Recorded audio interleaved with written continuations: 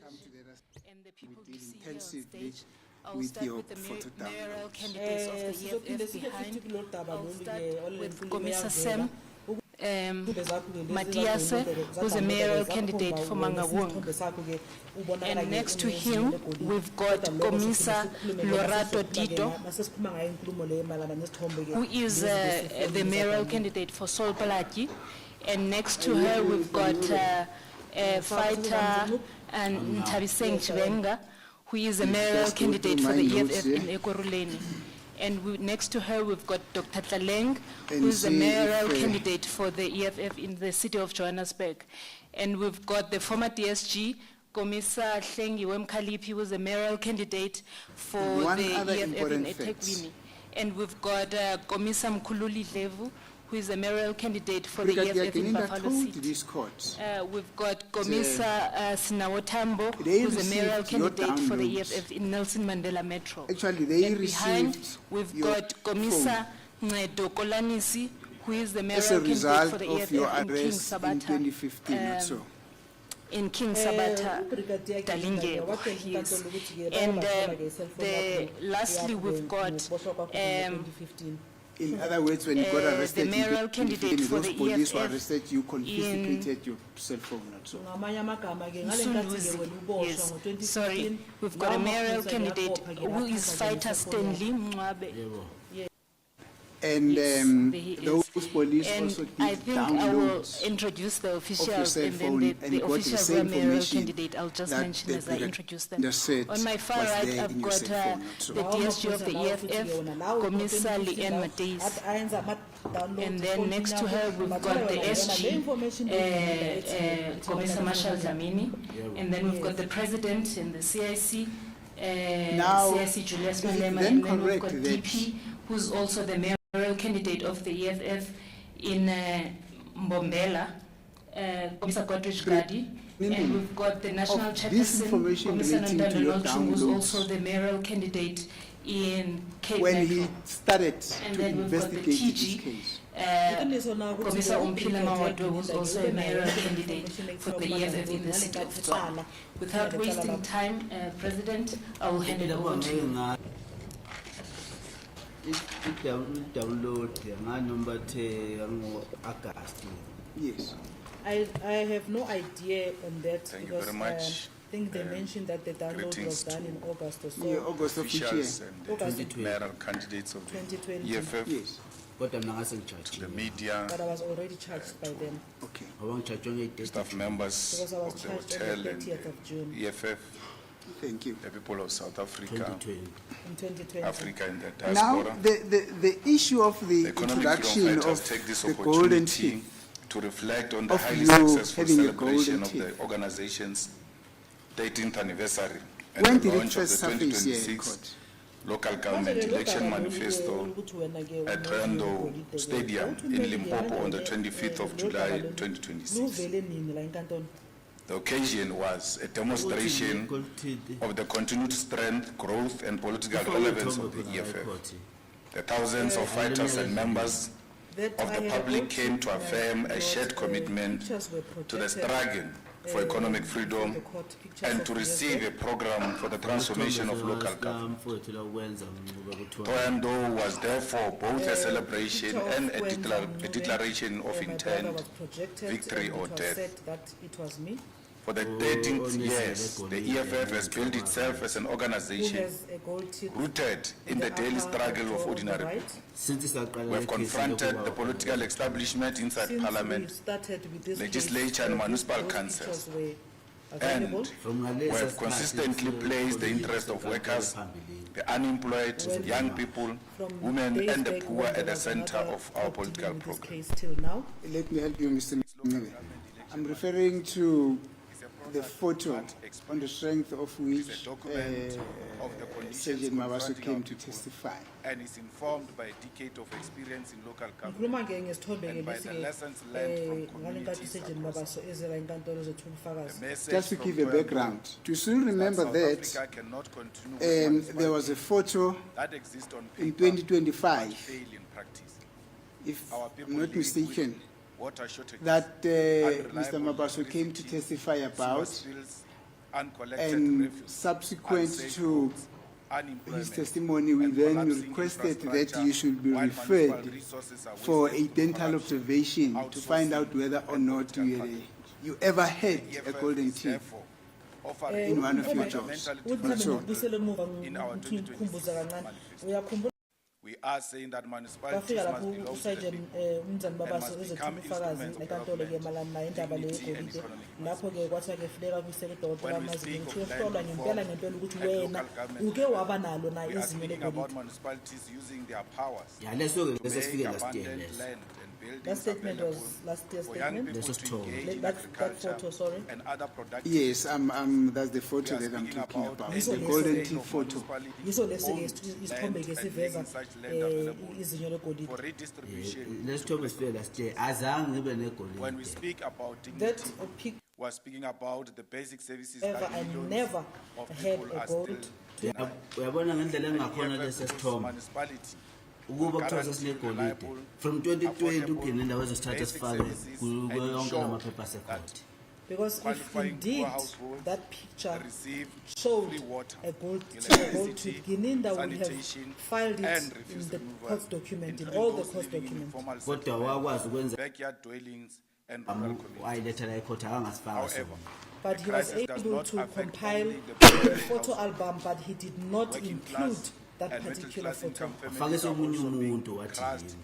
Then by the rising cost of living.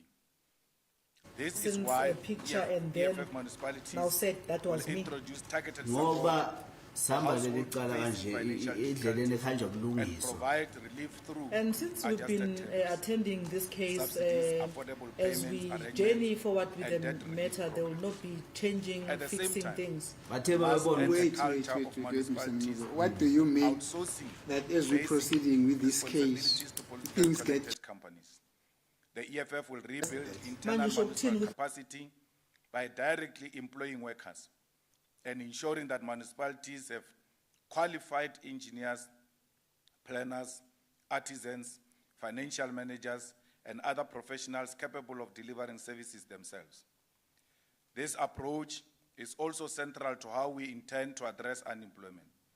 We will insource core municipal functions such as security, cleaning, waste collection, and maintenance to create permanent jobs. At the same time, municipal procurement must be used to build local economies, which is why we have committed to direct a minimum of 80% of municipal procurements towards SMMEs, cooperatives, and township enterprises involved in manufacturing-related economic activity. EFF municipalities will build and upgrade sports facilities, libraries, parks, and community facilities, while deliberately preserving and promoting African history, culture, and heritage through museums, memorials, public art, and monuments that honor African and anti-colonial leaders. We are equally clear that local government must play a meaningful role in advancing gender equality and protecting women and vulnerable communities. EFF municipality will enforce a minimum 50% representation of women across municipal leadership, management, employment, procurement, and economic development programs.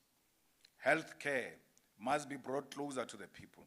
Our municipalities must expand access to comprehensive primary health care, including maternal health care, HIV/AIDS care, mental health care, and all kinds of support. Mobile health units and community health workers must reach rural, peri-urban, and other communities that remain underserved by the existing healthcare systems. The same principle applies to electricity. Electricity is a developmental public good, not a commodity whose primary purpose is to generate profit. We will end unnecessary charges associated with prepaid electricity and restore municipal control over electricity billing and distribution. We will also establish dedicated rapid response technical teams capable of responding to electricity faults, outage, transformer failures, and infrastructure breakdowns within a maximum emergency response time of 1 hour. Additionally, we cannot speak about economic freedom while our municipalities remain centers of consumption instead of production. The EFF will drive localized industrialization so that municipalities become centers of production, employment, and economic activity. We will establish township and rural industrial parks focused on manufacturing, agro-processing, construction materials, repair services, and other productive sectors. Our human settlement programs will implement time-bound plans to address housing backlogs with transparent waiting lists and clear annual targets. Where the construction of permanent houses cannot happen immediately, municipalities will provide service sites as an immediate intervention while longer-term housing solutions are pursued. For coastal communities, the ocean must become a source of economic empowerment rather than an asset from which local people are excluded. The EFF will develop municipal marine economy frameworks that maximize benefits for local communities and establish community-owned aquaculture projects that create sustainable employment, particularly for young people. Water is a basic human necessity, and there can be no dignity without reliable access to it. Our municipalities will ensure that every household has clean, safe, and reliable running water. We will also establish dedicated municipal plumbing teams and commit to fixing reported water leaks within 1 day, because water cannot continue to be lost through poor maintenance while communities remain without supply. The same agency applies to sanitation. The continued existence of bucket toilets and unsafe pit toilets is an indictment on the democratic state. EFF municipalities will eradicate these forms of undignified sanitation and establish rapid response teams to deal with sewer blockages, leaks, spillages, and other sanitation failures. Our communities must also be clean and healthy. The EFF will ensure reliable water and waste collection and take decisive action against illegal dumping. We'll bring waste collection and management functions back into municipal capacity while integrating waste pickers, cooperatives, and recycling businesses into formal municipal systems so that environmental cleanness can simultaneously become a source of sustainable economic opportunity. A people's municipality must also be a safe municipality. We'll strengthen municipal law enforcement through improved staffing, training, and resources, and establish integrated crime prevention strategies in partnership with communities and law enforcement agencies. Our young people must be at the center of this transformation. The EFF will ensure that at least 40% of municipal employment opportunities are allocated to young people between 18 and 35 years old, while at least 50% of municipal procurement opportunities will be directed towards youth-owned businesses and cooperatives. We will also rebuild the infrastructure upon which communities and local economies depend.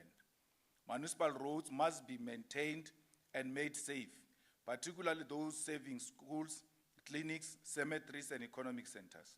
We will expand reliable and affordable public transport, especially in under-serviced townships and rural communities. We know that South Africans have had enough promises. What our people need now is a political organization with the courage, discipline, and organizational capacity to implement what it says. I want to use this opportunity to express my sincere appreciation to the ground forces of the economic freedom fighters. I particularly commend our branches for the manner in which they have conducted the branch people's assemblies to nominate candidates for deployment in local government.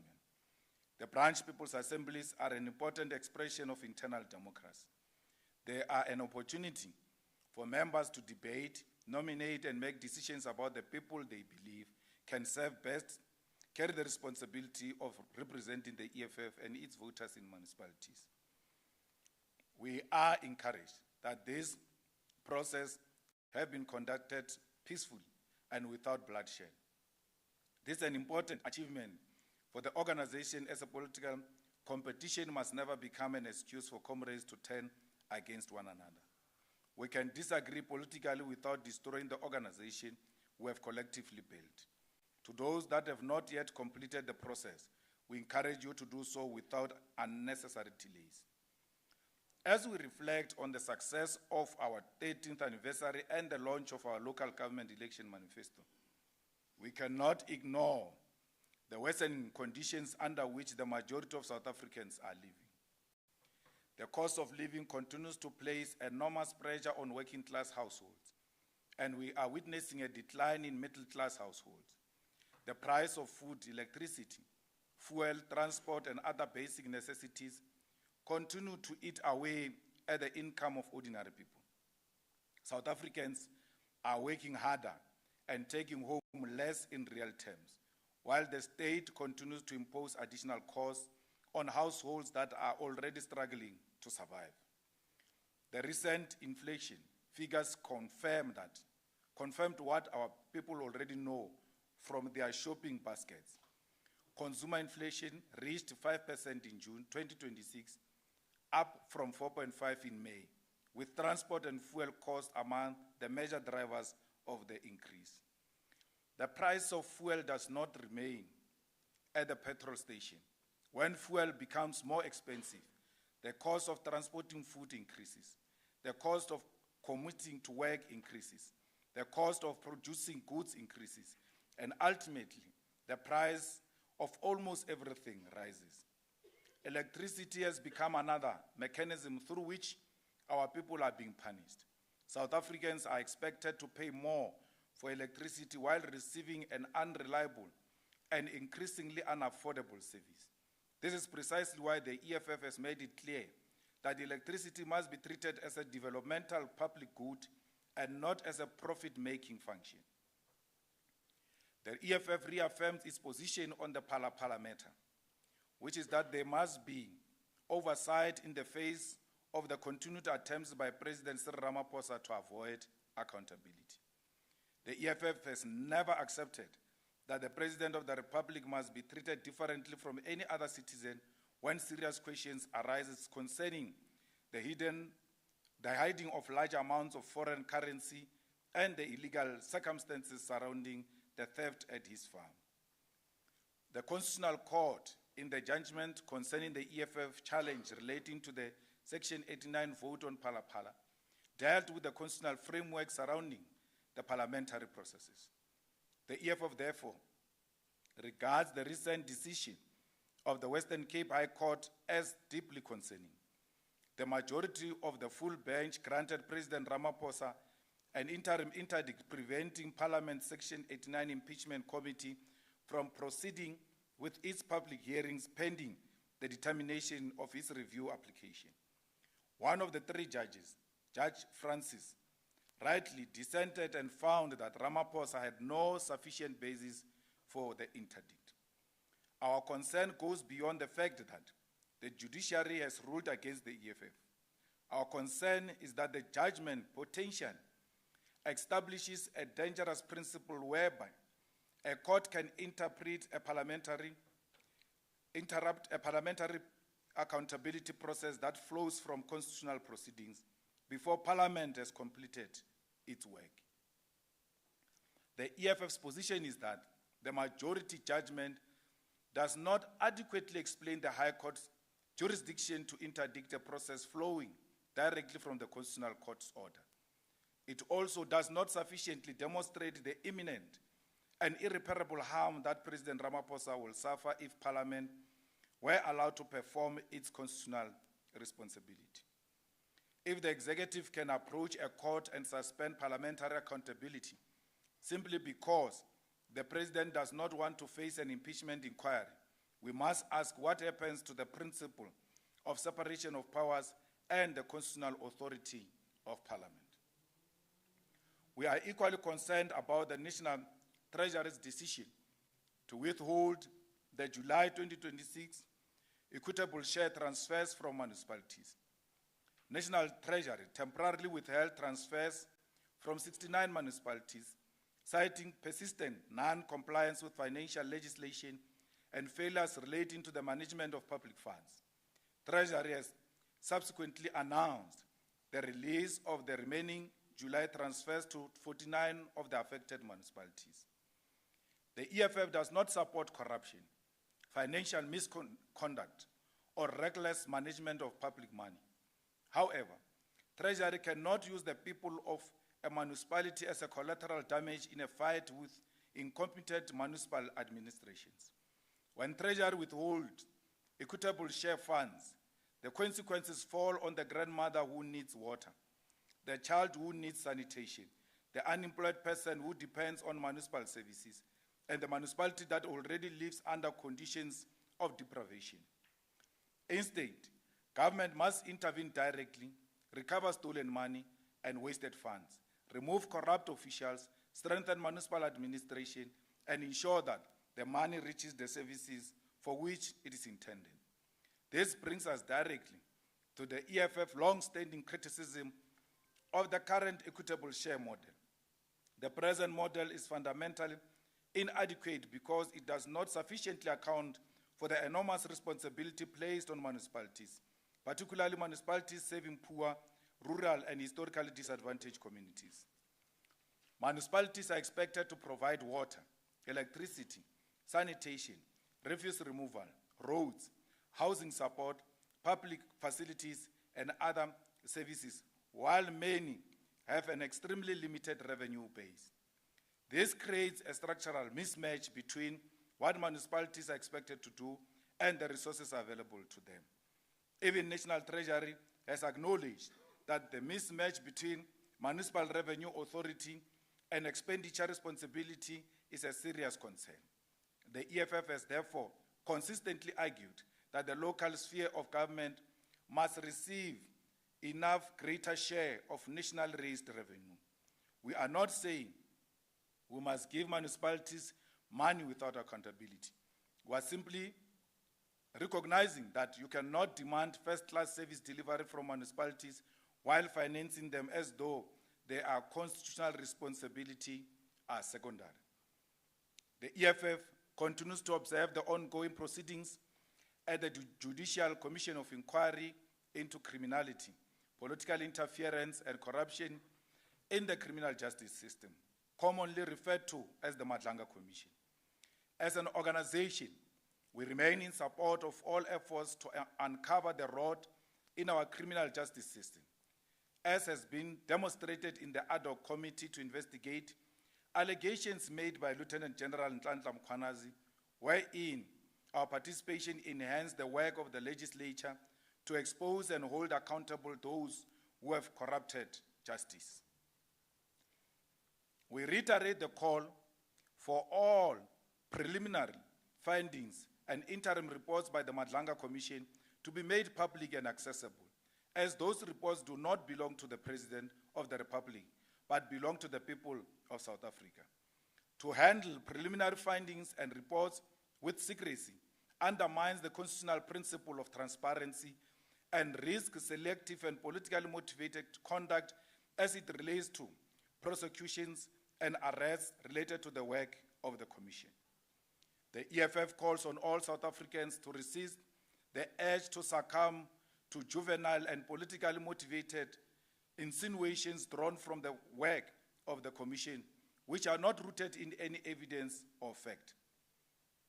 Despite all attempts to cast doubt over the organization and its leadership, there's been no evidence that ties the EFF to any wrongdoing, and this is a fact we remain proud of. We encourage the Commission and its evidence leaders to rely on evidence and drawn from verifiable and credible processes of the law and legal institutions.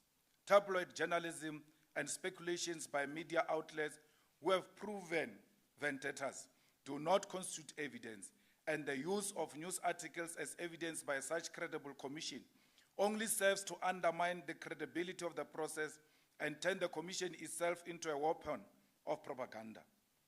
The EFF takes this opportunity to reaffirm its position on the international developments that demonstrate the continued use of economic and political power by dominant countries to discipline nations that refuse to submit to their interests. We have seen the United States government recently threaten to cut off trade with Spain because of political disagreements over NATO spending and Spain's position on the use of its military bases in relation to the war against Iran. The EFF condemns this kind of economic bullying. It demonstrates the danger of a world order in which powerful states believe that they can use their economic dominance to punish other countries for exercising an independent foreign policy. No country should be forced to surrender its sovereignty or foreign policy choices because it fears economic retaliation from a more powerful state. This is precisely why South Africa must continue to pursue an independent foreign policy based on solidarity with oppressed peoples, respect for international law and the sovereignty of nations, rather than allowing our foreign policy to be dictated by Washington, London, or any other external power. South Africa must also continue to stand firmly with the people of Palestine. The EFF reaffirms its call for Benjamin Netanyahu to be arrested and brought before the International Criminal Court in accordance with the arrest warrant issued against him in 2024. We reject the hypocrisy whereby international law is aggressively invoked against leaders of third world countries, while those accused of grave crimes against Palestinians are protected by powerful governments. Having examined the legal position, Mamadini has acknowledged that New York City does not independently possess the authority to execute the ICC warrant, but he has called upon the United States federal government to enforce the warrant. The EFF welcomes this position and says that it must now go further. If Netanyahu proceeds with his planned appearance at the United Nations General Assembly in New York in September, the international community must not normalize his presence as though nothing has happened in Gaza. Netanyahu should not be afforded the legitimacy that comes with addressing the United Nations while an outstanding ICC arrest warrant remains in force. We therefore call on South Africa and all countries committed to international law and the rights of the Palestinian people to boycott Netanyahu's address to the United Nations General Assembly. South Africa must not sit in the hall and provide an audience to a leader who faces ICC arrest warrant. We should not shake hands, pose for photographs with him, or participate in the diplomatic theater that sanitizes the devastations inflicted upon the Palestinian people. The EFF further calls on other governments and delegations to follow this example. The United States government has been allowed to get away with kidnapping the democratically elected president of Venezuela, Nicolas Maduro, in his own country and is currently holding him captive with no clear international case against him, besides wanting to gain control over Venezuela's oil supply. Yet Netanyahu is allowed to freely enter any country he wants and address the United Nations. This state of our international political landscape is backward and must not be allowed. The Palestinian people continue to endure unimaginable suffering, and the international community cannot continue to respond with statements of concern while maintaining normal diplomatic and political relations with those responsible for policies and actions that have resulted in mass civilian suffering. We call on all fighters, supporters, and structures of the EFF to give full support to all our mayoral candidates who were announced at the Thohoyandou rally. These candidates represent the breadth of the organization and the kind of leadership we believe must take responsibility for transforming municipalities. They bring different forms of experience, professional and political knowledge, organizational experience, youth leadership, and women leadership. This diversity is important because we have always insisted that our leaders must have the skills, experience, discipline, and political commitment to govern. The EFF proposed mayoral candidates for all metros and big cities are as follows. Buffalo City Metro, Mkhulule Dlevu, Nelson Mandela Metro, Snawo Tambo, King Sabata Dalinjebo, Neto Kolanisi, Mangaung Metro, Ntako Sam Matias, Ekurhuleni Metro, Ntabiseng Chivenga, Tshwane Metro, Treasurer General Umpile Mautwe, Johannesburg Metro, Dr. Tlale Mufokeng, eThekwini Metro, Tlengiwe Mkhalipi, Umsunduzi, Stanley Tutuko Mqiwa, Mpulukwani Lawrence Mapulu, City of Mbombela Deputy President Godrich Gadri, Rustenburg Urumetsi Israel Munaisi, Sol Plaki Lerato Florence Tito, Cape Metro National Chairperson Nontando Nolchung. Additionally, we take this opportunity to announce mayoral candidate for the various other municipalities in each province. The names will be publicly available in the final release press statements. We express our full support and faith in all of our candidates to deliver victory in the 2026 local government elections on the 4th of November. Every candidate must remember the oath that accompanies EFF deployment. The declaration they undertook requires the candidate to serve the people of South Africa with discipline, honesty, integrity, and revolutionary commitment. It makes clear that deployment is not a right or employment, but a responsibility and organizational mandate, and that an EFF councillor must remain loyal to their community and the people of South Africa and make themselves available to serve their community. This is the standard we expect from every person who wears the red beret into a municipality.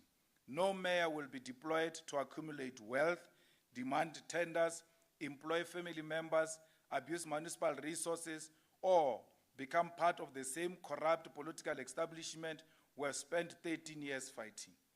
We are now entering another decisive phase of 2026 local government election campaign, and the EFF calls on every eligible South African who is not registered to vote and every voter who has changed their residential addresses to use their final voter registration weekend on the 1st and 2nd of August to register or update their details. We must therefore not wait until election day to discover that our names are not on the voters' roll or that our registration details are incorrect. I call upon every fighter to take responsibility for at least one person. Go to your family members, your neighbors, your friends, your colleagues, and the people in your communities. Ask them whether they are registered and help those who have not registered to do so. Our people must understand that registration is the first step towards using the vote to change the conditions under which they live. If you are angry about the price of food, electricity, and fuel, register. If you are angry about unemployment, register. If you are tired of sewer in your street, unsafe roads, water shortages, and corruption in municipalities, register. If you want functioning people's municipalities, register and register to vote EFF. Victory or death, we are going to win these elections. Now I'm going to attempt to do something here of butchering the names of EFF municipal mayoral candidates all over South Africa. Amahlati, Neliswa Mbulawa, Blue Crane Root, Sibusiswe Plaki, Dr. A.B. Kuma, Gobisa Bomela, Dr. Beas Nodie, Yoleka Makwetu,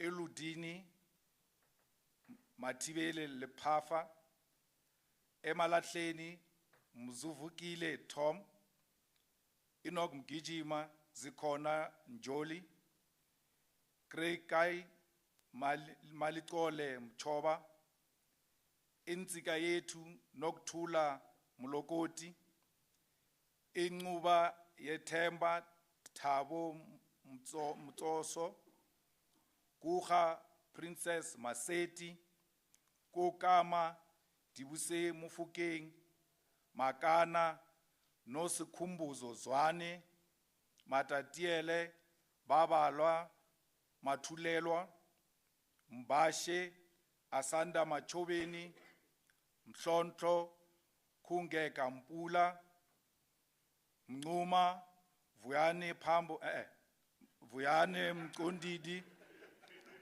Mzambe, Mzandile Mgweba, Ngushwa Sesona Maswana, Nguza Hills, Busisiwa, Ma Bedumana, Ntabankulu, Nonsikelelo, Situnzi, Nyandeni, Lona, Chocho, Port St. John's, Lindelani, Mkajini, Raymond Mtlaba, Sipho Mavuso. Sakhe Sizwe, Mthandazo Funo, Seku, Nolo Nwabo, Ngedane, Sunday River Valley, Noma Lungisa Koba, Omzimbu, Nati No Chati, Walter Sisulu, Setlabocha, Murhai, Winnie Madikizela Mandela, Stembile Matikizela. Metsi Mahulu, Malefane, Musimang, Machabeng, against Isma Khashule, Thomas Matingwane, Ditlabeng, Mujalefa, Vilagazi, Malutiapo Fung, Matlomola Majage, Setsoto, Lebohang, Mokwake, Nala, Paki William, Mafojane, Mutaka, Tolile, Nongwanya, Mwate, Daniel Nkwe, Masilonyane Sina Brown, Tokologo, Letsejo, Letabo, Tuelopele, Tebo, Swaisa, Mohokare, Lizwe, Lepolo. New municipality doesn't have a name. Mpote, Molai, Kopanong, Leteo, Kaliso, Letimeng, Tabiso, Masai Lane, Mafube, Edmond, Mabuya, Matsupa, Sentle, Nkiane, Pumelela, Mita, Khatebe, Nketwane, Matlomola, Musia. Emfuleni, Jeanette Maloka, Merafong, Itane Mukwebo, Randwest City, Wilisane Betuel Munyai, Mogali City, Wonderful Seholodi, Lesedi, Nombuso Njokwe, Midval, Karabo Munyane. Umdoni Zibonele Duma, Umziwabantu, Sunny Boy Mzwandile, Umkabatini Senzo Mkize, Richmond, Bongumu Sakunene, Inkosi Ilanga Libalele Pamela Mazibuko, Alfred Duma, Lwazi Nkosi, Ukahlamba, Snenhlanhla Langa, Endumeni Lwando Msisali, Engutu Mbali Zondo, Emvoti Teresa Mlambo, Abaqulusi Tulani Ndlovu, Edumbe Mpilo Zungu, Nongoma Mtobisi Luvono, Upongolo Thandwa Inkosi Msibi, Ulundi Jabusilwe Mulochwa, Big Five Tlabisa, Simokasi Mthembu, Jozini, Tonko Gumbi, Ntubatuba, Mandla Shangazi, Mhlabo Yalingana,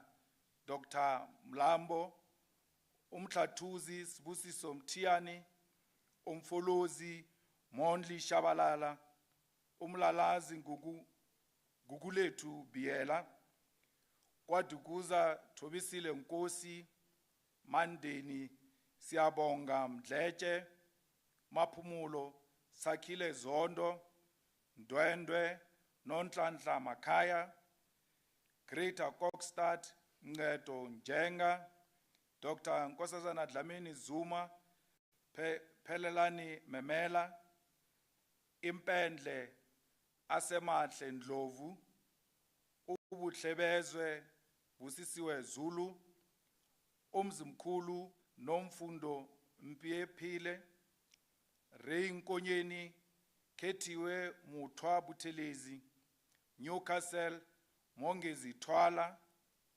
Enkandla Sanele Biela, Uzumbe Nokubonga Biase, Emadlangeni Sipho Ndebele, Umgeni Longelo Sokhela, Mthonjaneni Zama Mutimkhulu, Msinga Sithakaselwe Zondi, Denhauser Siphesihle Nzunza, Mpofana Sibonelo Ndlela, Mshwati Sihle Mfekane, Elias Mutswaledi Lancel Komane, Feta Khomu Tubatsi Khotatso Mogwane, Greater Letaba Reneilwe Mashabela, Greater Zanen Dumisani Malemela, Makado Anthony Matuba, Makudu Tama Rebecca Motlala,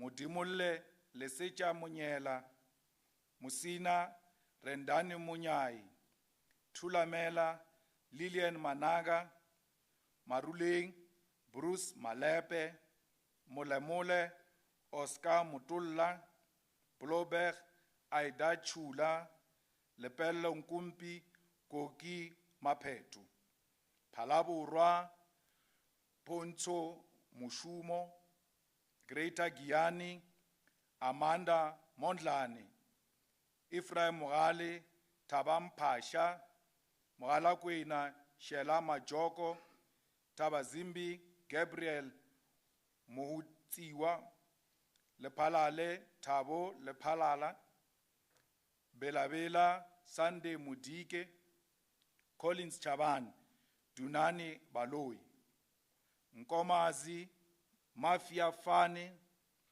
Bushback Ridge, Surprise Kubai, Tabacheu, Gillion Masheo, Governor Mbeki, Tracy Simela, Dr. Pixley Kaisaka Seme, Stanley Mota, Chief Albert Lituli, Dingani Mbuyani, Dipalising, Jabulile Mngomezulu, Lekwa, Pindile Matlaba, Muskali kwa Simpiwe Ngwenya, Mkonto Mbali Dlamini, Dr. J.S. Moroka, Jackson Malachi, Emma Latleni, Mpo Morokolo, Steve Chwete, Popi Mailula, Tembisi Lehani, Glenn Sitole, Emma Kazini, Isaac Kosana, Victor Kanye, Ellen Mohadibi.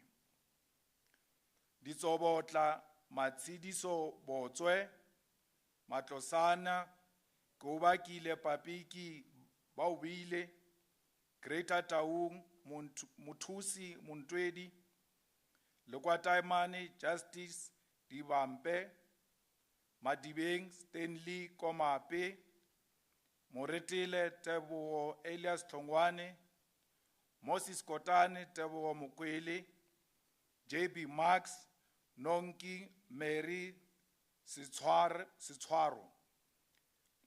Makwasi Hills Tsireletso Malebetsane, Mafike Gosekwang Sehole, Ramotsere Tsolofelo Sebolao, Tswaing Petrus Motsokai Tsagai, Ratlou Monges Abdul Matone,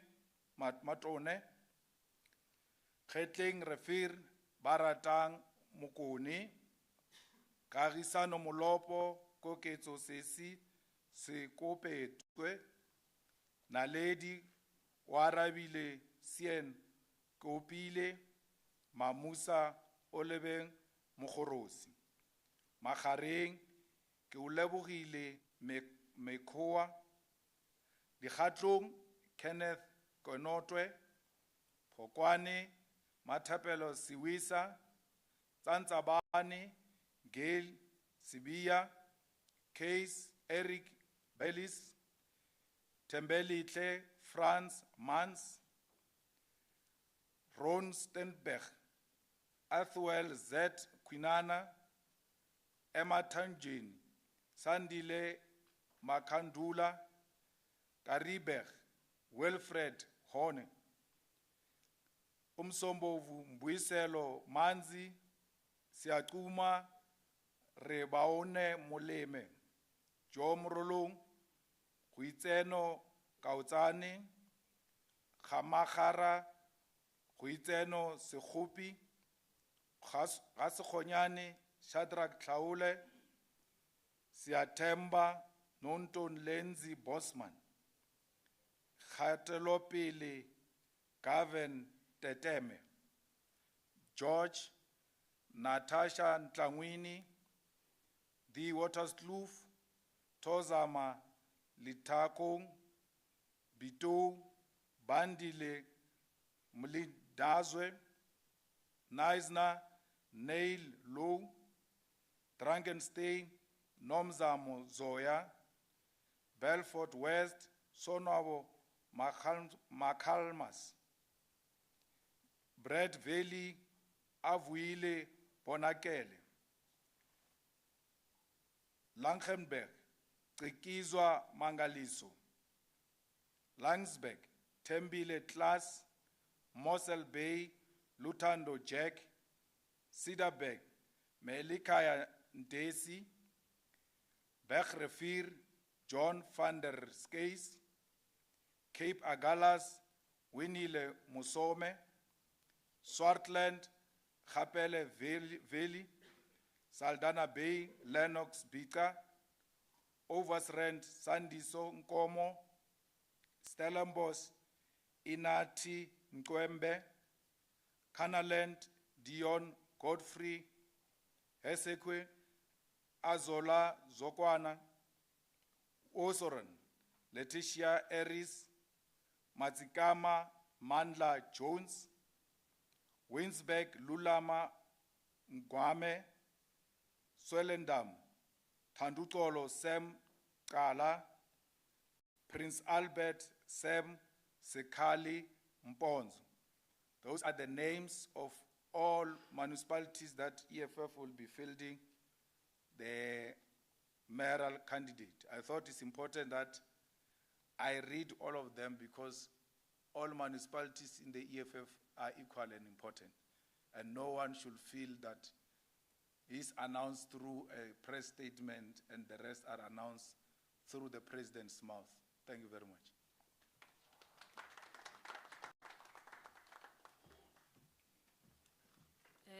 Thank you very much, President. And now, colleagues, it's your turn to pose questions to the President and the officials of the EFF. I will take 5 for the first round of questions. Modibe, 2 next to you, and then 3, and then Mawande 4, and then Tando 5. Let's get the mic. Thank you very much to the officials and condolences to the Malema family and the EFF. May God be with you during this time. President, with regards to municipal procurement, when you go to many municipalities, black businesses, they are suffering because in order for your invoices to be paid, 10% must go to the mayor, 20% must go to the CFO. What steps are you going to put that your own officials don't go into those municipalities and start behaving like those officials who want 10%, 20%? Thank you. Sorry, colleagues, can you please mention your name in the media house? Mudiba from the Inside Factor. Thank you very much. Thank you so much. It's Komoto Mudise from Eyewitness News. I've got 2 questions. The first one, Mr. Malema, thank you so much for touching on the revelations from the Madlanga Commission and what's been happening there. Could you please weigh in more on Andrea Johnson? We know that you described her, you spoke quite a bit about her at the ad hoc committee, referring her to her or likening her to Mama Winnie. What are your sentiments now? How do you feel about her showing and her performance or her appearance at the Mazanga Commission? And then secondly, I know that you had spoken about General Feroz Khan as an old comrade of yours during an interview. There have been quite damning allegations against him as well. And I wanted to hear from you about your sentiment on that. And have you been in touch with him since we've been hearing these revelations at the Mazanga Commission? Thank you.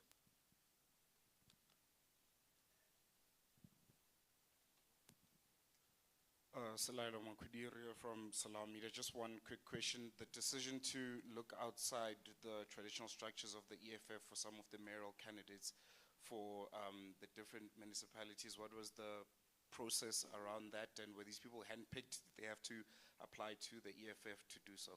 Thank you. Thank you very much. Good afternoon to the leadership and my colleagues, and condolences, Mr. Marima, for the loss of your grandfather. Maybe let me start. My name is Mawande. I work for the Sunday World.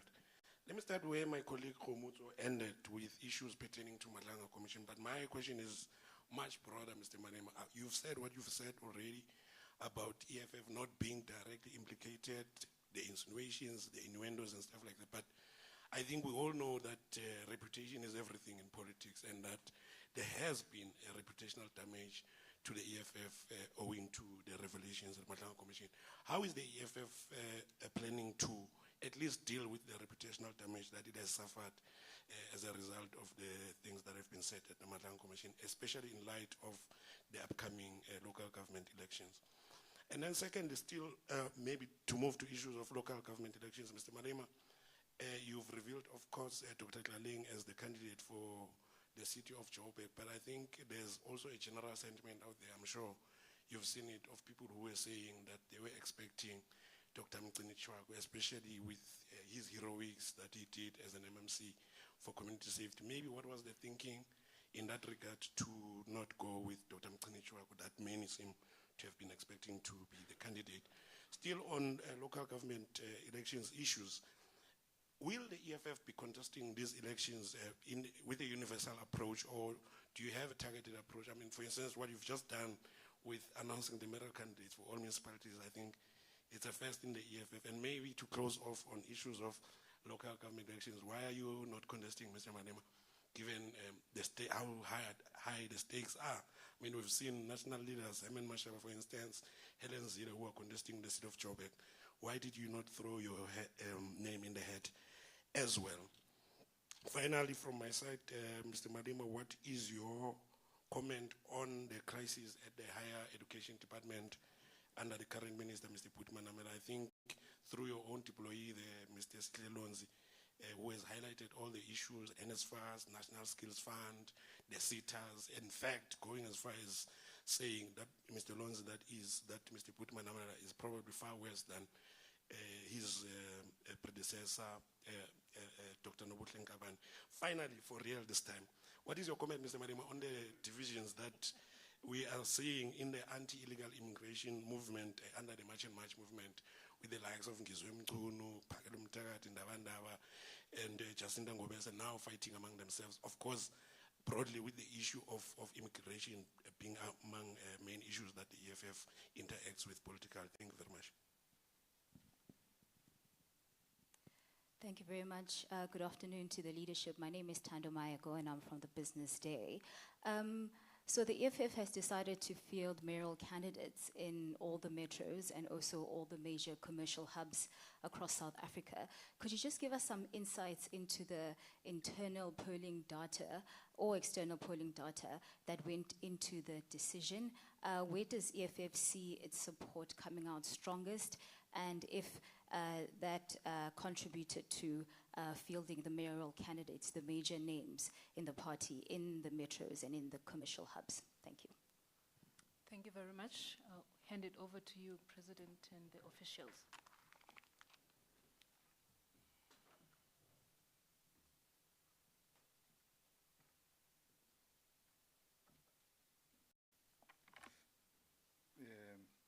Thank you very much. We are very particular and strict about issues of corruption involving our cadres who are deployed in municipalities. And since our participation in local government municipalities, there is no single councillor of the EFF or MMC who has ever been accused of corruption or even charged or removed because there are serious allegations against them. They know very well that they don't engage in procurement except to play an oversight role and develop the necessary local policies and take decisions that will direct how the municipality should be run. And we can reassure you that anyone who's found to be involved in wrongdoing in the EFF will deal decisively with those individuals. It's a living experience, not only in municipalities, generally in the country and in provinces where invoices are not being paid. And for invoices to be paid, there must be exchange of hands. An extremely unethical conduct that the ANC has introduced in our government for the past 33 years. And therefore, we need to go in there and make sure we do away with that particular culture. By punishing, especially the politically involved leadership, we need to deal decisively with those. And that's why when we're in Ekurhuleni, the first thing we did when we're leading the Department of Finance was to call all unpaid invoices and put them under one roof and say to them, you go from one table to the other. And a proper explanation must be given why your invoice is not paid. And if it's not, there's no proper explanation, the invoice must be paid there and there. There you are guaranteed no one is going to ask anyone 10% because it is in the open and they are all next to each other. Where the invoices start until where the invoice ends. So we follow it practically with a service provider. Where it gets stuck, that person must explain why is it stuck by you. Why is it not being processed to the next level? And if then there's no explanation, it ought to be processed. And disciplinary processes must follow because it means there was a motive beyond the issues of a procedure which needed to be followed. I've not followed Johnson's appearance in Madlanga. I've got no such a privilege, unfortunately. I was one of the ground forces that organized the rally of the EFF in Thohoyandou. And if you know what it means to organize, you have no such a privilege to sit down and watch a television and proceedings. So I will, maybe some officials have watched will be able to give a commentary on that, but I didn't see it, unfortunately. And then I came back from Thohoyandou. I had to deal with funeral. So I come directly from preparing funeral to this podium. Again, I had no privilege of watching. So I will make time when, I don't know when, because it's going to become more and more busy now.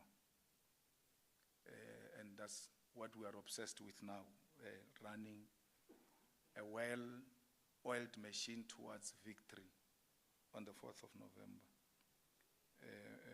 So I'm unable to make that comparison. But even if I'd watched, I was not going to be in a position to give a comment, as it were, because the ad hoc committee is at end. He's writing a report.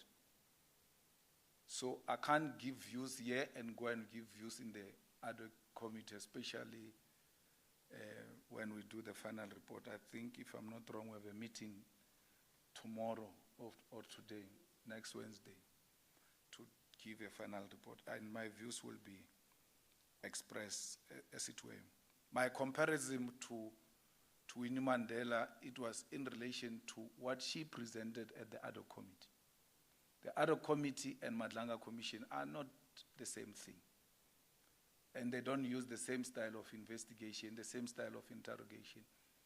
She might have impressed me at that other committee and impressed me in the Madlanga Commission, I don't know. Or in the Madlanga Commission, she might have said things that were not put forward in the other committee. And therefore,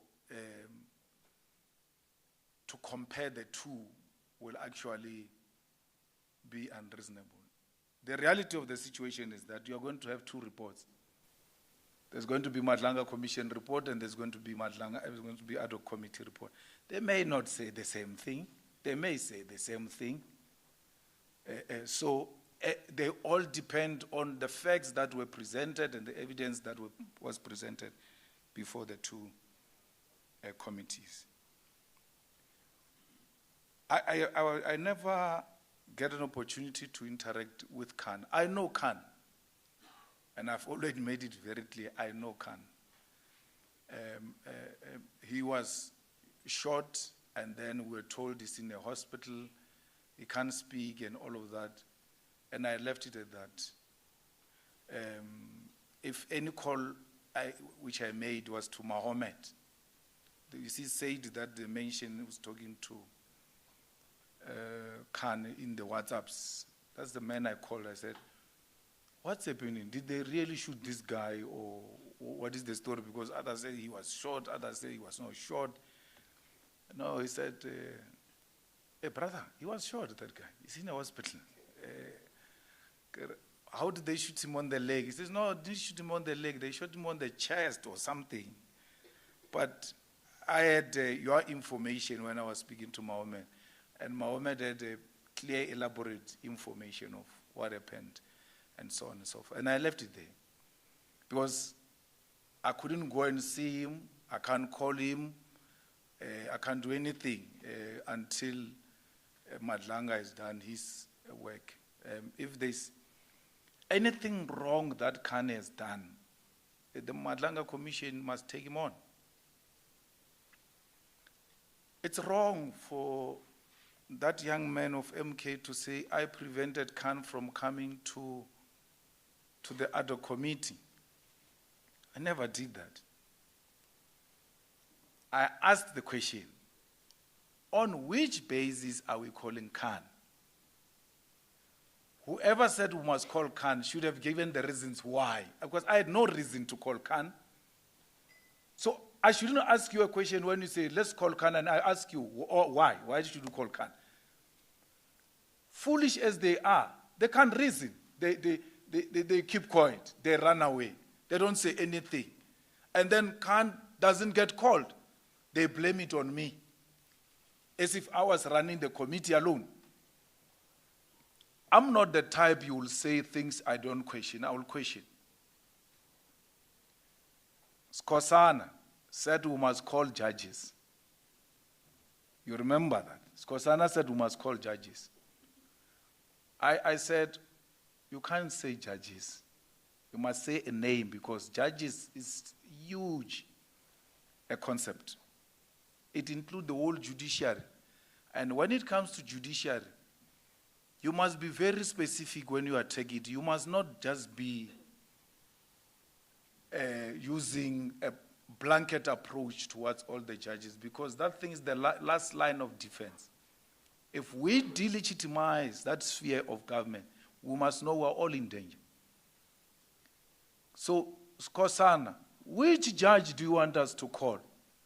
He says, yeah, Julius Malema. Julius Malema is the one who's criticizing judges. Now he says, we must not call judges. You see, that's the problem of people who don't think. I ask you, which judge we must call? You say Julius Malema. Am I a judge? I'm saying to you, I thought he doesn't understand English. I even said to him in Zulu, Faki gama baba. That's how we work here. I gave him a name because he's a coward. They are all cowards and they behave like they're brave. I said, do you want to call Judge Ludwaba? You must go and listen to those things. They're recorded in that thing of Parliament where they record everything. I said, you want to call Judge Ludwaba because everybody here speaks about Judge Ludwaba, that Judge Ludwaba has been given a bribe, Judge Ludwaba gave bail, is that the person you want us to call? He couldn't budge. He went to Twaka. Tomorrow I'm going to be blamed that I said they must not call judges. When I called, which judge?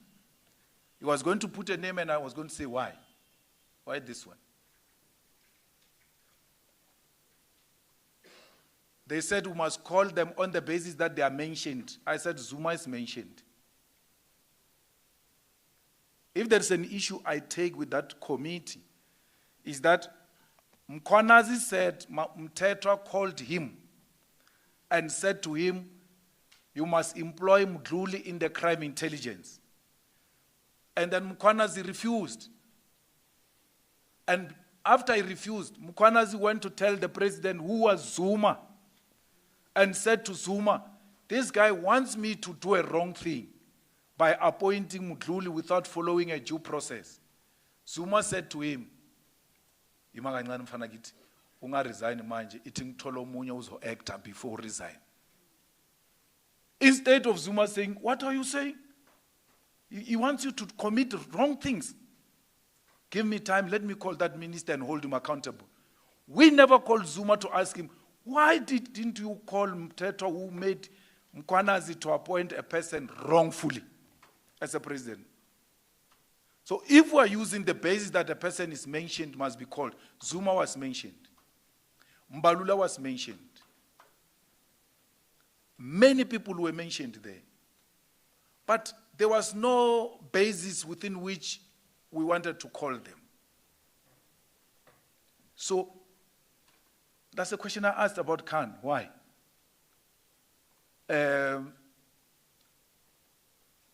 So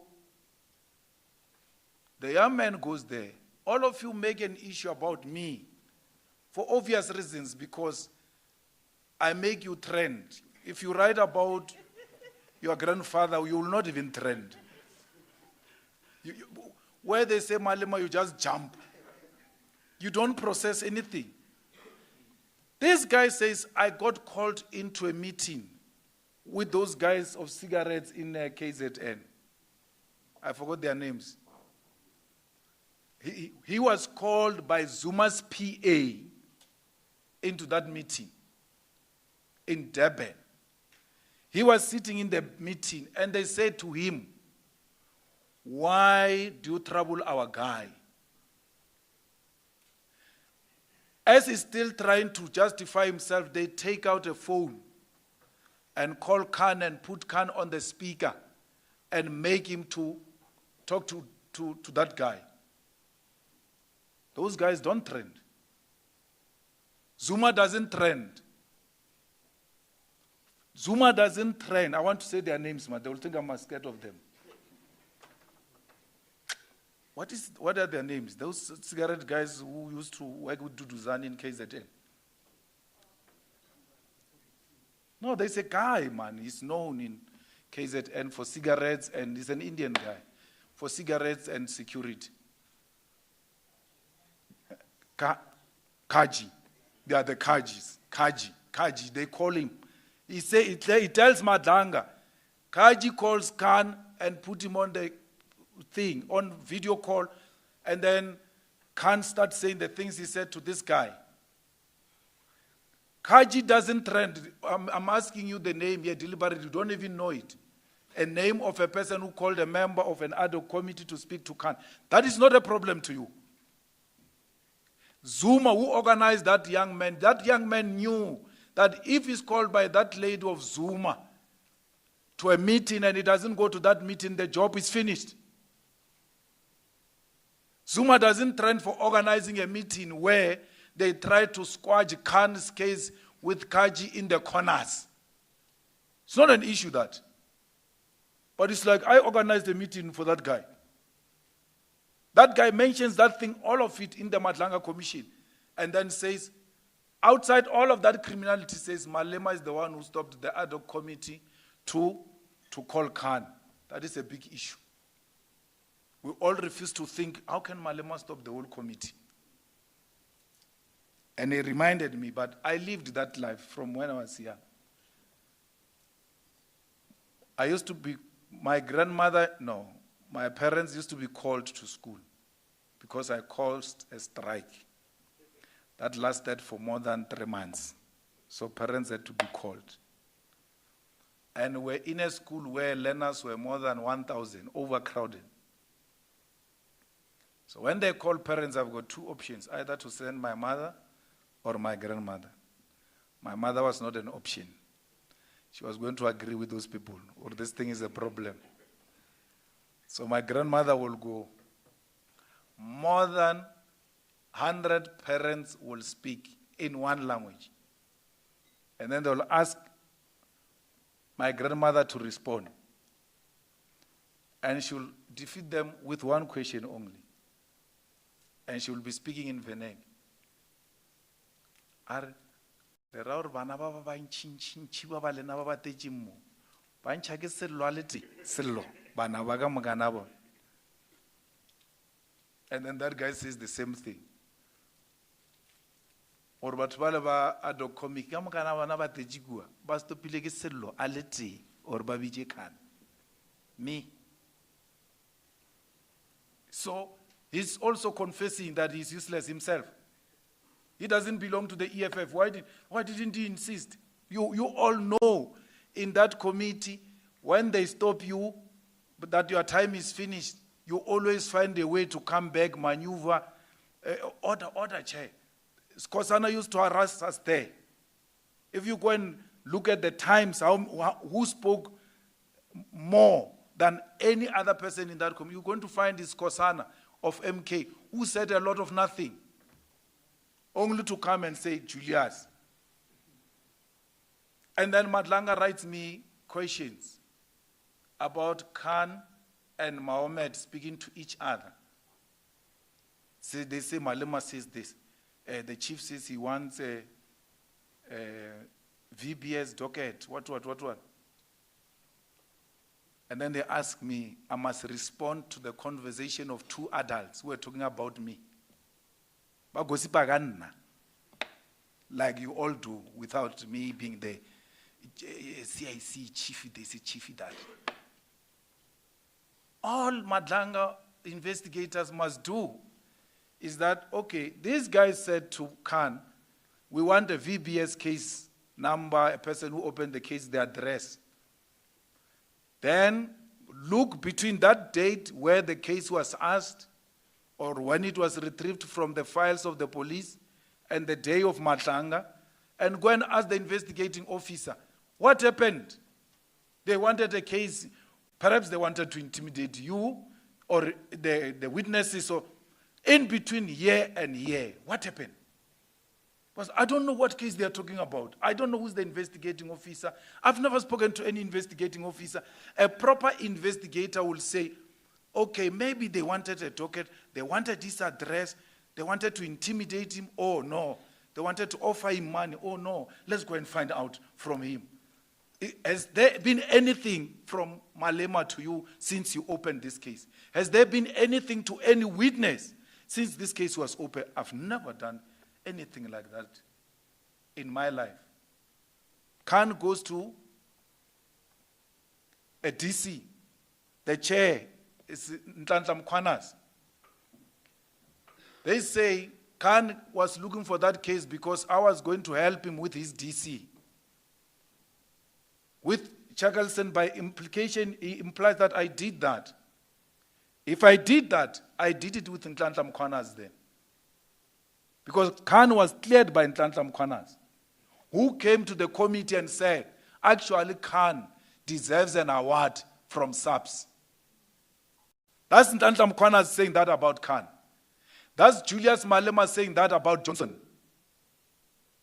No one says, look at this, look at this. Why did Mkwanazi say Khan deserves an award? The same way you say, why did Julius say Johnson is Winnie Mandela?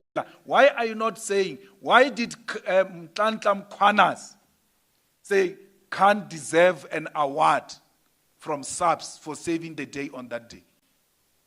And you want me to listen to what you are saying when I know that you are full of hypocrisy, inconsistent, and full of vendetta, and you think what you are saying can get to me?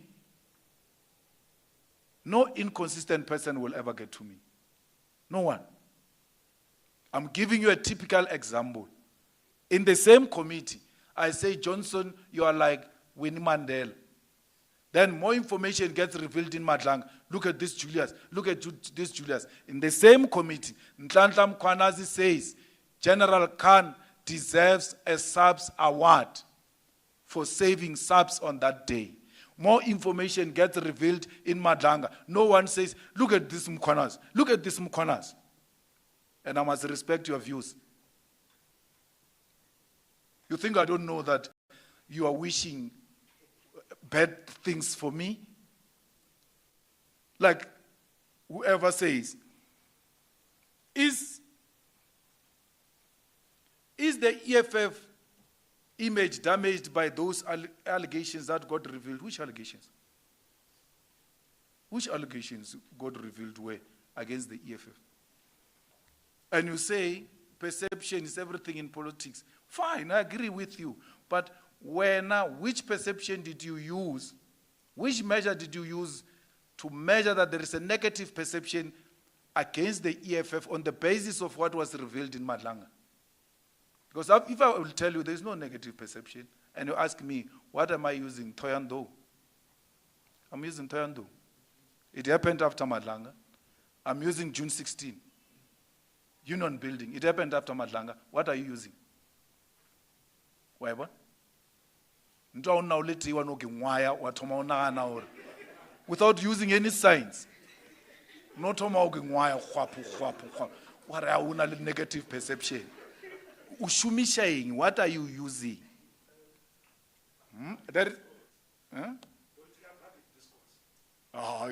It's skewed because I can, if you give us 2 minutes to break here, we can bring you who are the political analysts, which political party they belong to. They all belong to political parties. Who are the journalists who make those comments? Because public discourse, you are referring to that thing. And you are very few. You're very, very few. That's why when we hire a hall for you, we hire this size, because we know you're very few. We don't hire a Dobsonville hall or a Orlando Stadium, because we know you're few. So your opinions are like this. That's you. So that cannot be intimidating. There's nothing outside tradition about choosing mayoral candidates. Again, you are dishonest. Which tradition? Because EFF has got no tradition of appointing mayoral candidates. So, which tradition have we gone out of it? Tell me. What? I thought process. By process. Public view. Public view. Which tradition? For the first time, we are nominating candidates. So we are establishing our new tradition. You said outside. Why did you go outside the tradition? No, you He said, why do you go outside the tradition, including the tradition structures? You added each other there. I wanted to deal with tradition, that this is a newly established tradition in the EFF, 1. 2, there is no one here who comes outside the structures of the EFF. Dr. Tlaleng has been with the EFF, always. If you refuse to read, you don't need the picture. Just go and look at pictures, because reading might be difficult. If you want to ask us about Dr. Tlaleng. She has always been with the EFF and always participated in drafting committees of the EFF, including when we go to conferences, when we go to manifestos, Dr. Tlaleng is in those committees. When we go to commissions to discuss in detail issues, she's particularly very interested in the commission on health. She's there. Not wearing a mask.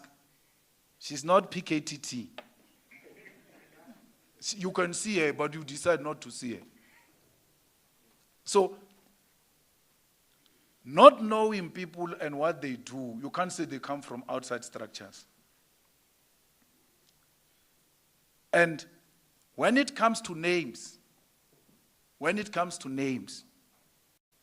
all of you here, I can say to you, I think Mwagumalaji will make the best editor of Sunday World. It's a name. You are going to say, no, you are wrong. I think Matata Tsedu will make the best editor. The other one will say, that guy was implicated in lotto money now. He comes from my township. Actually, he's the first serious journalist to interview me. Makudu is far. When I was young, you must ask Makudu. When I'm 60, I'll ask him to write a book because he was working for, Sowetan or something. We will never arrive at one name if they are names. But a decision has to be taken. So, the structures of the EFF, particularly the leadership, guided by a principle of democratic centralism, arrived at this decision after listening to all different views. You must ask your sources, these sources of yours, that tell you about internal EFF matters. SG, that last CCT, when was it? Where we voted? Beginning of the year. Yeah, beginning of the year. We had elections of who must be a mayor in what city. Go and ask them. They will tell you. That's how democratic we are. Secret ballot was conducted in the plenum beginning of this year. And after that plenum, I came to address a press conference. You asked me about mayors. I said to you, we will announce the mayors after the manifesto because when they accept, they must be knowing what they are accepting. And that's what we did. That's the process we followed. Unlike Mashaba, who announces himself. And you never call him a dictator, you never call him all manner of names. And then you come here and ask me so nicely, everybody is standing. Why are you not standing? Why are you not availing yourself as a mayor so that you can call me names? Now I give you Dr. Tlaleng, I still a problem. Why? Helen Zille is there. Mashaba is there. Why are you not there? I must go in there so I can empower you. I've disempowered you. Alina Selo. You have nothing to say. What are you going to say about Dr. Tlaleng? The palage. Obalamaka mo da tshware ta o sua Dr. Tlaleng. Obalamaka. Sa le release je maina le palla ku criticize. There is nothing you can criticize here. You went all of you. Because we gave you the best. How do you compare Dr. Tlaleng with Helen Zille? The whole international servant at the UN level, you compared with a rusted person who goes around perpetuating racism and division and segregation and justifying colonialism, that it was the best thing that has ever happened to us. And then you compare such a person with Dr. Tlaleng. Less said about Mashaba the better, who thinks very less of poor people, and that a person who has never seen 100 rand can never be a leader. He's including us in that category. Because we came to become leaders before we saw 100 rand. If it was Mashaba's criteria, we're not going to be leaders. Because we didn't have anything in our families. But we became leaders. Mashaba, compared to Dr. Tlaling. Mashaba can't speak and think at the same time. That song that we used to sing during struggle, Mashaba was not going to participate in it. We can learn and shoot at the same time. That's why he didn't participate in the struggle. Mashaba couldn't do both. He had to choose one. And he chose to do hair instead of shooting. So, there's nothing. Let's wait for the ANC. It's going to bring a recycled old, the problems that we have here now. Yeah, in South Africa, particularly in Joburg, are ANC created. And who in the ANC, the old people who call themselves veterans of the ANC, are responsible for this mess. They're the ones who are responsible for this mess. How do you say you want to correct Gauteng? You go and call that former mayor of Joburg, Bra Ampi. Amos. Amos Mason. He's responsible for this mess. The Soweto electricity crisis got formed under Masondo's mayorship when people were rising against the ANC's doing in Johannesburg. We are in this mess because Parkstar decided to take money and went to build bicycle circles and what? Yeah, in Alexander. Was it bicycle lanes? When you still have people without toilets,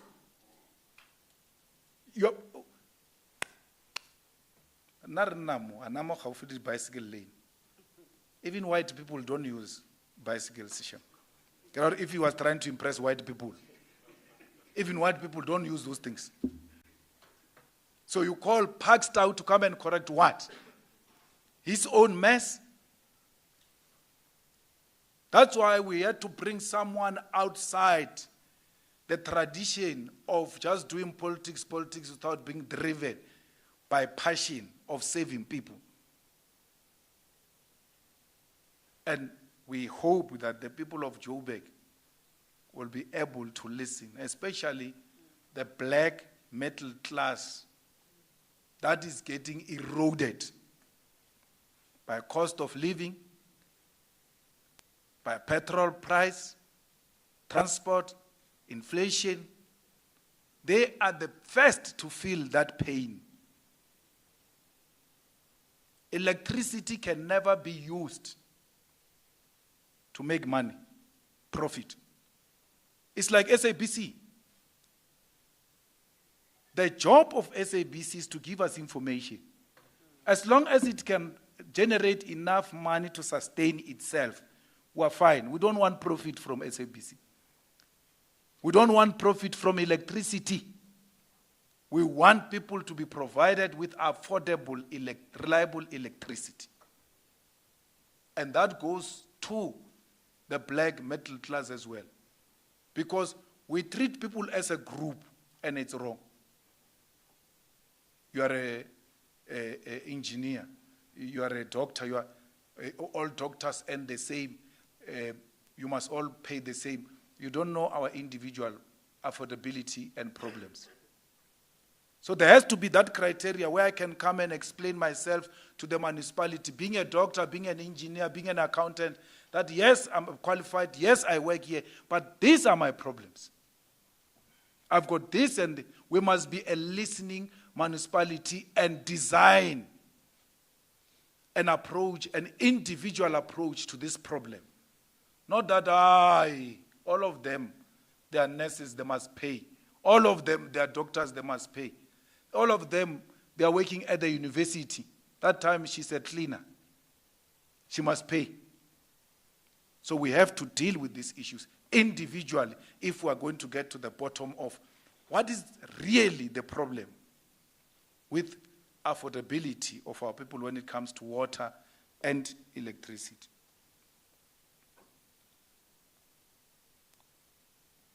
You know, we have mayors everywhere. Everywhere. Where we don't have mayors, I think it's 2-3 towns in Northern Cape that are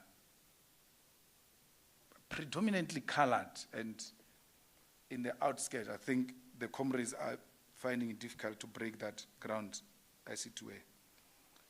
So I think maybe we must send Lien there to go and work out those places. Again, I met someone at the airport saying to me, yeah, why you are taking me, why you are sending your boys to take me in higher education? I don't know what's happening there. I've not been paying attention. But I trust the leadership that we have deployed in higher education to deal with these matters. That leadership has done very well till this far. It has done very well in exposing the previous minister who got fired because of its effort. It has done very well in exposing the corruption in the SITAs. It has done very well now in exposing corruption and favoritism and all of that in the NSFAS. And they continue to robustly engage, and they do so with facts. They don't just howl. They present facts that are undisputed, and as a result, the ANC and everybody else gets to be forced to agree with them. This parliament we serve, you have not paid attention, and the ANC is not paying attention. It's a very interesting parliament. You don't go there and think you're going to win. I don't think it has synced in their blood, in their system, that they no longer control that parliament. Was it yesterday in the impeachment? Correct. They said we must not appeal the High Court of the Western Cape. And they were in agreement, man, proper. They thought, this one, well, as usual, we're going to get it. And we said, let's vote. And we killed them with 2 votes. So the system is still shocked. Or, man, there's something. So they've not come to accept that they are no longer in charge. And at the center of that misleading attitude is Fikile Mbalula, who still speaks like he's in control. He's not.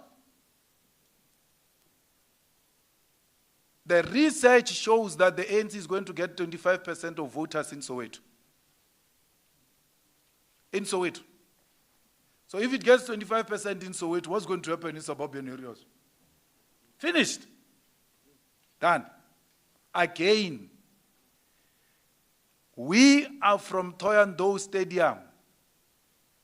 That takes 25,000. You count it per seat, plus 5,000 on the pitch, and then the outside overflow, right? The ANC is going to launch a manifesto in Deep Sloot. Is it Deep Sloot? There's no stadium in Deep Sloot. There's no stadium. Why?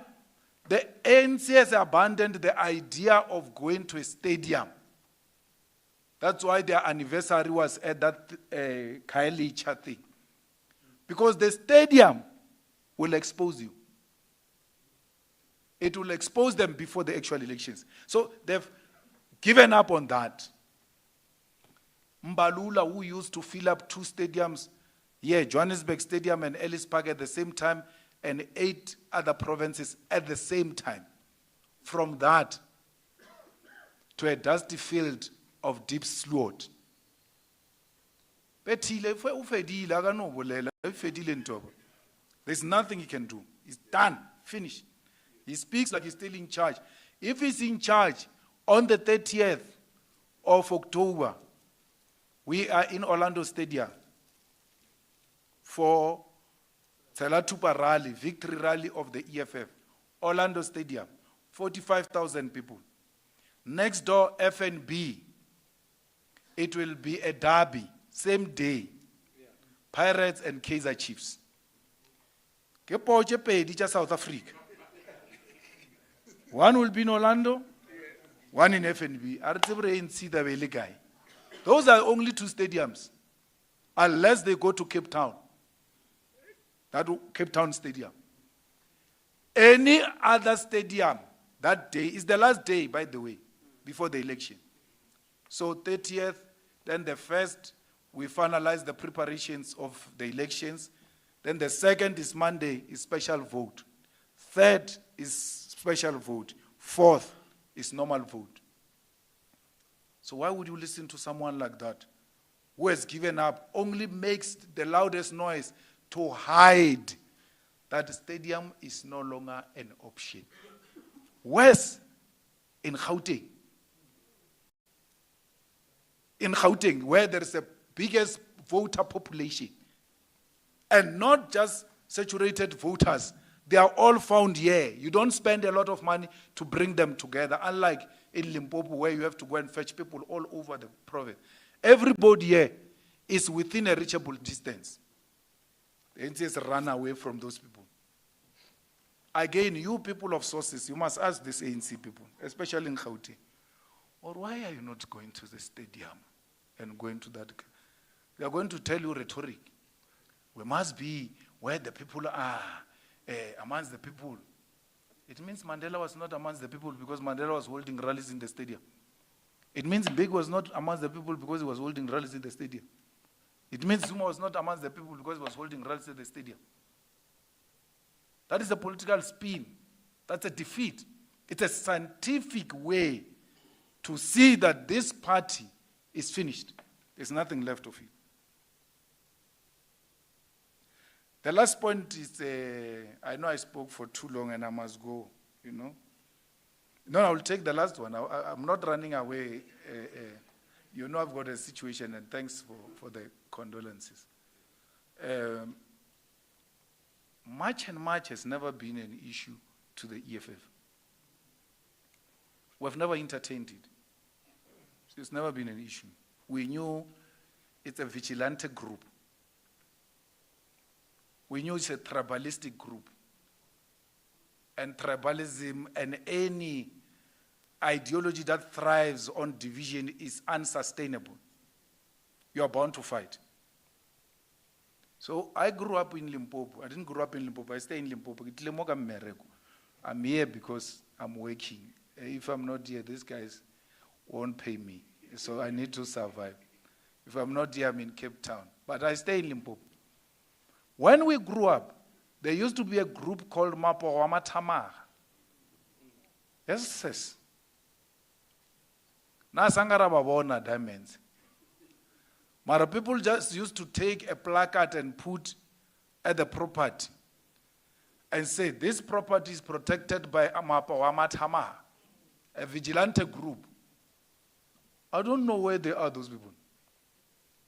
They were very popular. Everybody was very scared of them. But they were not following the law. I look at you, you look at me in a different way, I don't like you, I say, no, this guy stole a TV. Then they start beating you up without any due process. We can't allow that. We can't allow a situation where you look at a person and say, this person is too dark. And you say, yes. What language do you speak? No, I speak Tsonga. An ENCA journalist. A person says, I'm from Malamulele. He said, I'm from Malamulele, I speak Tsonga. He says, do you have a passport? Are you legal here? ENCA must be charged for tribalism. That journalist till today has never apologized. How do you become a journalist if you don't know South Africa and you want to question us, South Africans? Don't know South Africa, Malamulela here. Mahonis. Just here. We're next to it here in Toyando. It's divided by Nandoni Dam. We're on the other side of Nandoni Dam. Malamulela is on the other side. Tell that guy to call me. Cameraman, tell him to call me. I'll give him a direction to Malamulela. ENCA, tell him. I'll give him direction to everywhere in this country. But the point I'm making is it leads exactly to that. Once you start saying to people, yeah, who are you? Where are you from? Yeah? Yes? Can you say this in Zulu? Can you, come on. Because I can tell you the Zulus in Soweto, the Zulus in Ikuruleni, many of them were born there. They can't say this in Zulu. But it doesn't make them less Zulu. Doesn't make them less Zulu. Some villager sits there and wants to decide what must happen. We don't want illegal foreigners. We don't want them. We want them legalized. They are here. And issues of migration are not just national issues. They are governed internationally on how those people get to be treated. And when you get isolated internationally, you start saying, yeah, but they don't want us. What are you talking about? I'm not talking about exile. I'm not talking about those who went to the camps, who got rich and them. I'm talking about the economy of this country. It was built by everyone in Southern Africa. This Gauteng you're talking about, it has got sweat of Mozambicans who were brought here to come and build this economy. That's why many of these people, many of us, if we were to trace us, it takes us back to the continent. You must listen to my grandfather who passed away now, when he praises me in one of the praises he conducted at the manifesto launch of the EFF, I think in Polokwane. At the end of that praise singing, he says, Malema Muzimbabwe. Beat me if you can.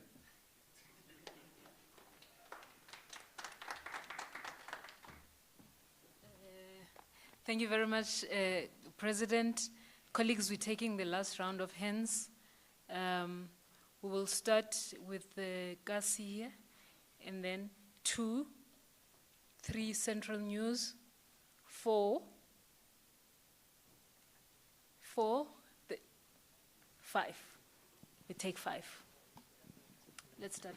Good afternoon, Shannon Merricks from SABC Africa. I wanted to give my seniors the opportunity to ask first before I come with small Anyana questions. So normally I'm first, but when I'm sitting with the seniors, I must respect protocol. EFF had a slogan, ready to govern in the previous elections. I don't remember which one. And now you have MMCs. Specifically, I want to speak of Joburg. You have the MMC of health, you have the MMC of public safety. EFF then came with a program that we should not pay to use toilets and so on in Park Station and so on. Very successful program, and as the media, it was not covered. However, the criminals now have stopped fixing the toilets at Park Station, at government buildings and so on. And they say to people, you must pay the 2 rand, then we fix the toilet. So EFF is in government. What are you going to do to go and deal with those criminals at Park Station specifically? Your MMC, they can go there now as we speak to see what's happening, because those are real issues of the people, and you are in government already. The other thing, you have the MEC of finance. And Gauteng, and my friends here, the seniors, they'll agree with me. Gauteng is Gautrain is a criminal enterprise. I want to give you an example. If I leave Park Station in Gautrain to Pretoria, it costs me 100 rand.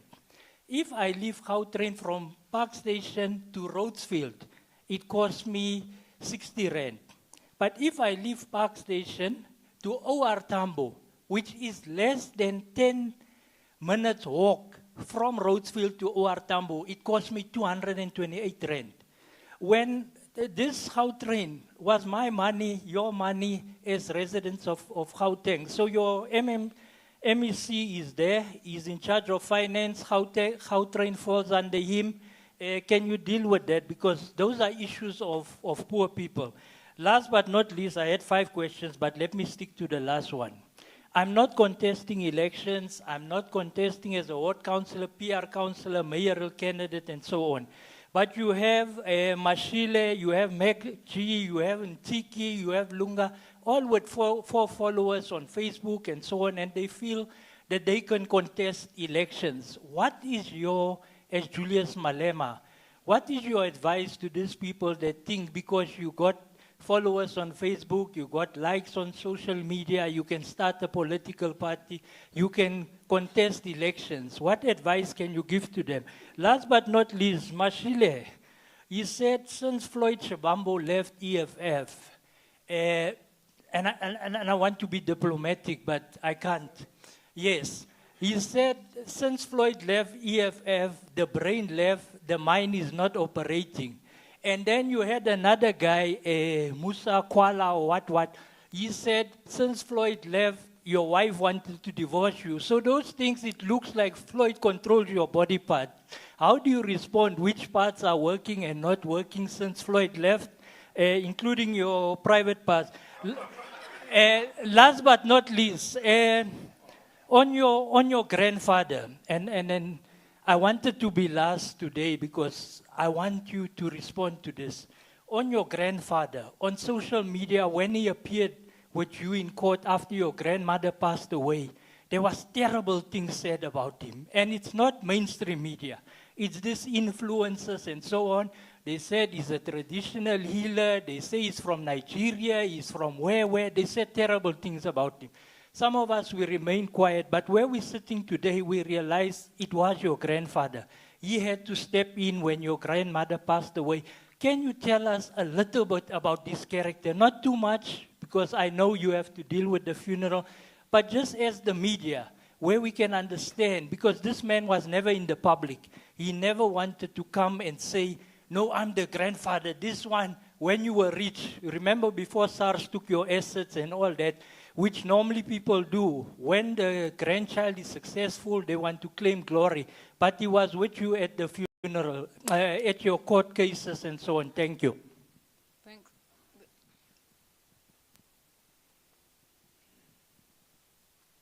Greetings, CIC. God's comfort and strength to you and the family. Greetings to the leadership, colleagues. Ntabise Molejani from Central News. My question is with regards to the statement that was released on Tuesday by the EFF in Mpumalanga condemning the actions of the student disrupting exams during the whole asbestos roofing strike. The EFF had condemned the actions of the student. What does this incident say about how the EFF believes that student concerns should be raised in institutions of higher learning? And also on a lighter note, we are approaching final voter registration weekend. Message to young people who have not yet registered or people that have not yet updated their details. Thank you.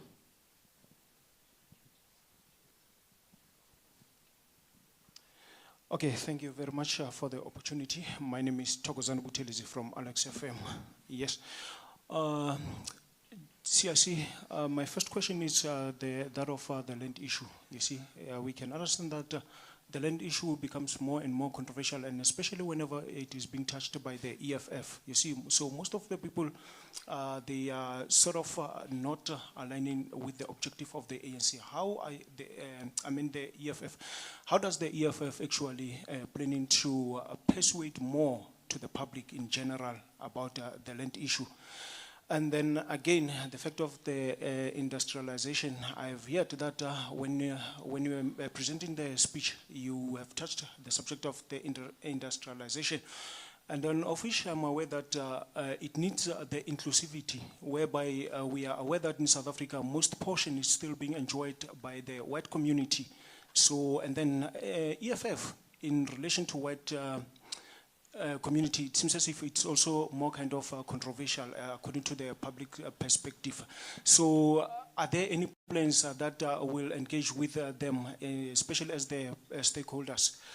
Then the third question, I'm sure we are all aware that EFF enjoys more kind of attendance within their rallies, but the polls describe something different. So does that not bothering the EFF, you see? And then lastly, it's the appointment of your mayoral candidates. So it's a good credentials that have been conducted. We need to complement that. So does that also mean that the EFF set the trends in order to maybe send a message to young people, the upcoming generation, those who are making, those are also the part of voting? Thank you very much. All right, Demoso Mokwena from Now in SA. President, there is a very peculiar thing that happened at the Madlanga Commission, where Advocate Cheselson was caught trying to manipulate the WhatsApp conversation in order to put you, or to infer that you had asked for the tender for Bertolt Bright, which subsequently, I think a couple of days later, the commissioners decided that evidence will no longer be given in the absence of witnesses because of the inferences that it allows. I want to find out, because I think we were perhaps, and apart from IOL, we were perhaps the only media houses that posted that video clip, and the others, I don't know why they didn't post that video clip, but I think you've also spoken perhaps about what ENCA has done. What do you think is the media's role in perhaps aiding and abetting the environment and the perception that is around the EFF today?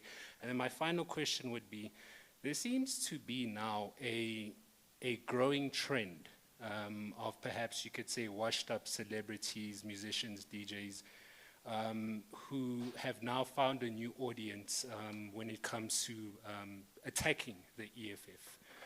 I can make examples of Dumiso Masha, you know, the alleged former drug addict and woman beater, Nota Baloyi, alleged rapist, Oscar Mbo, who was always known for wearing fake Gucci or Louis Vuitton. But these are individuals that have been on the outskirts of society and even been talked about. What do you think is an incentive to perhaps, you know, be against the EFF, even though it is against their own interests as black people in South Africa? Thank you very much, colleagues. Over to you, President.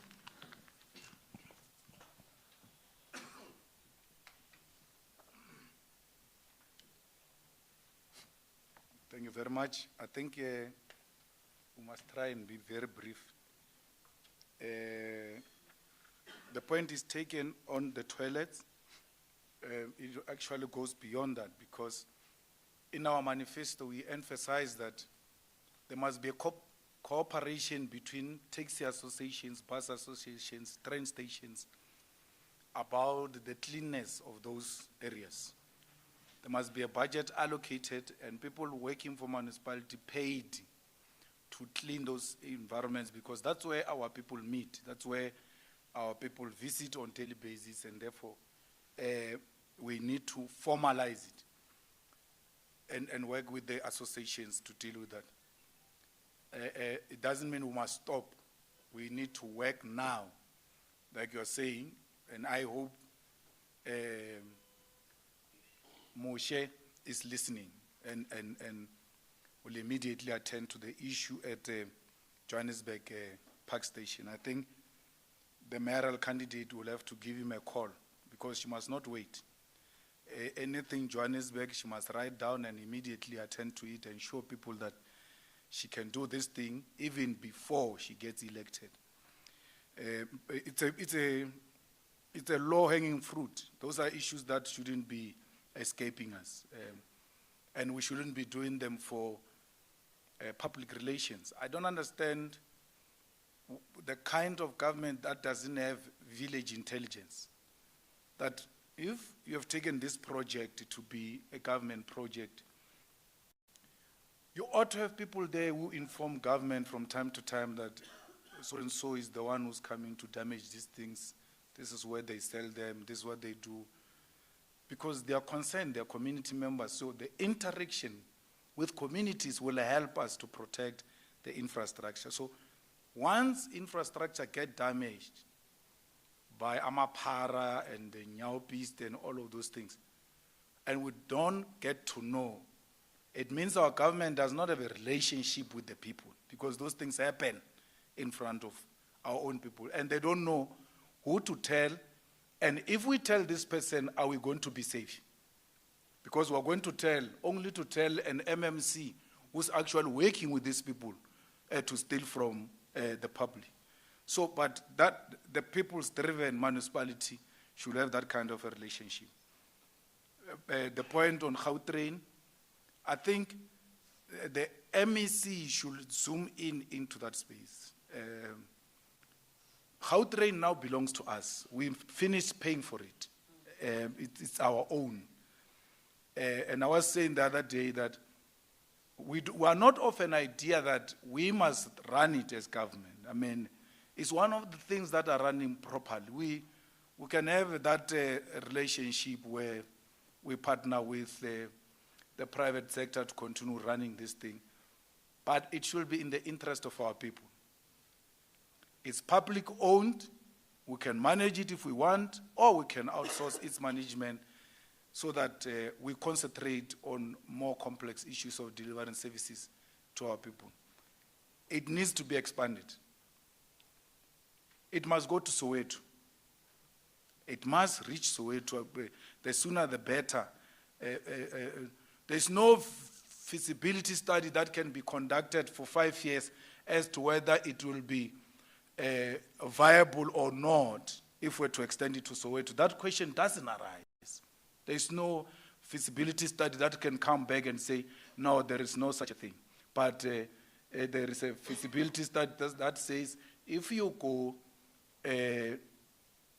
to Pretoria, it is visible than if you go to Soweto.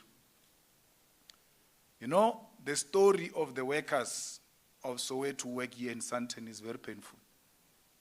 And not just workers, some of them bank tellers. She stays in Soweto. She has to wake up at 4. By 5, she must be out. And it doesn't matter, she has to arrive here. If she arrives here at 7 or 6, she has to wait for the office to be opened. Only then she can have access. But she has been up very early in the morning. We can have this kind of intervention, resolving this difficulty that our people are confronted with. Qualified, she went to school.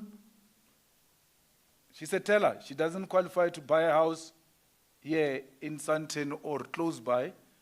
She doesn't qualify to rent, because even renting these days, they subject you to some process as if you are going to buy that house. There's no difference. So as a result, she doesn't qualify. She has to now leave here, 4:30, go all the way to Johannesburg city to Soweto, arrives in Soweto, get dropped in an unsafe place, the street lights are not working. She's very lucky if there's a tar road.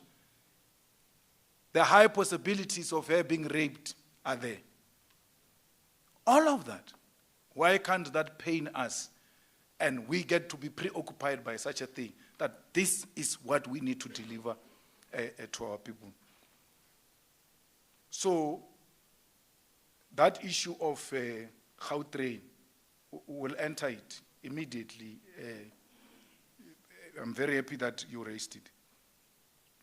You know, our constitution is a very nice constitution. Anyone can form a political party. And I get extremely offended when you get offended when people form political parties. But you always say, we must protect the constitution. We must protect the constitution. The constitution says everyone can form a political party. You can vote for any political party of your choice. You can form any political party if you want. And someone actually tweeted and said there are 600 registered political parties. 612. So you need to know the difference from today. There's a difference between being a registered political party and a election contesting political party.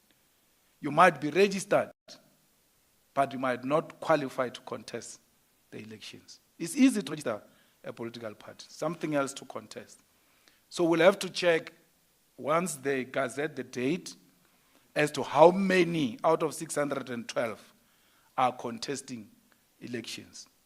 There's also that thing of money that you must pay. We have to pay how much? TG. You don't know, but you're answering SG. Was SG or DP? The other day you said, yeah, but we need money to register candidates. He said, don't worry, I've got it. But she doesn't know how much we're going to pay. We have to pay for every candidate.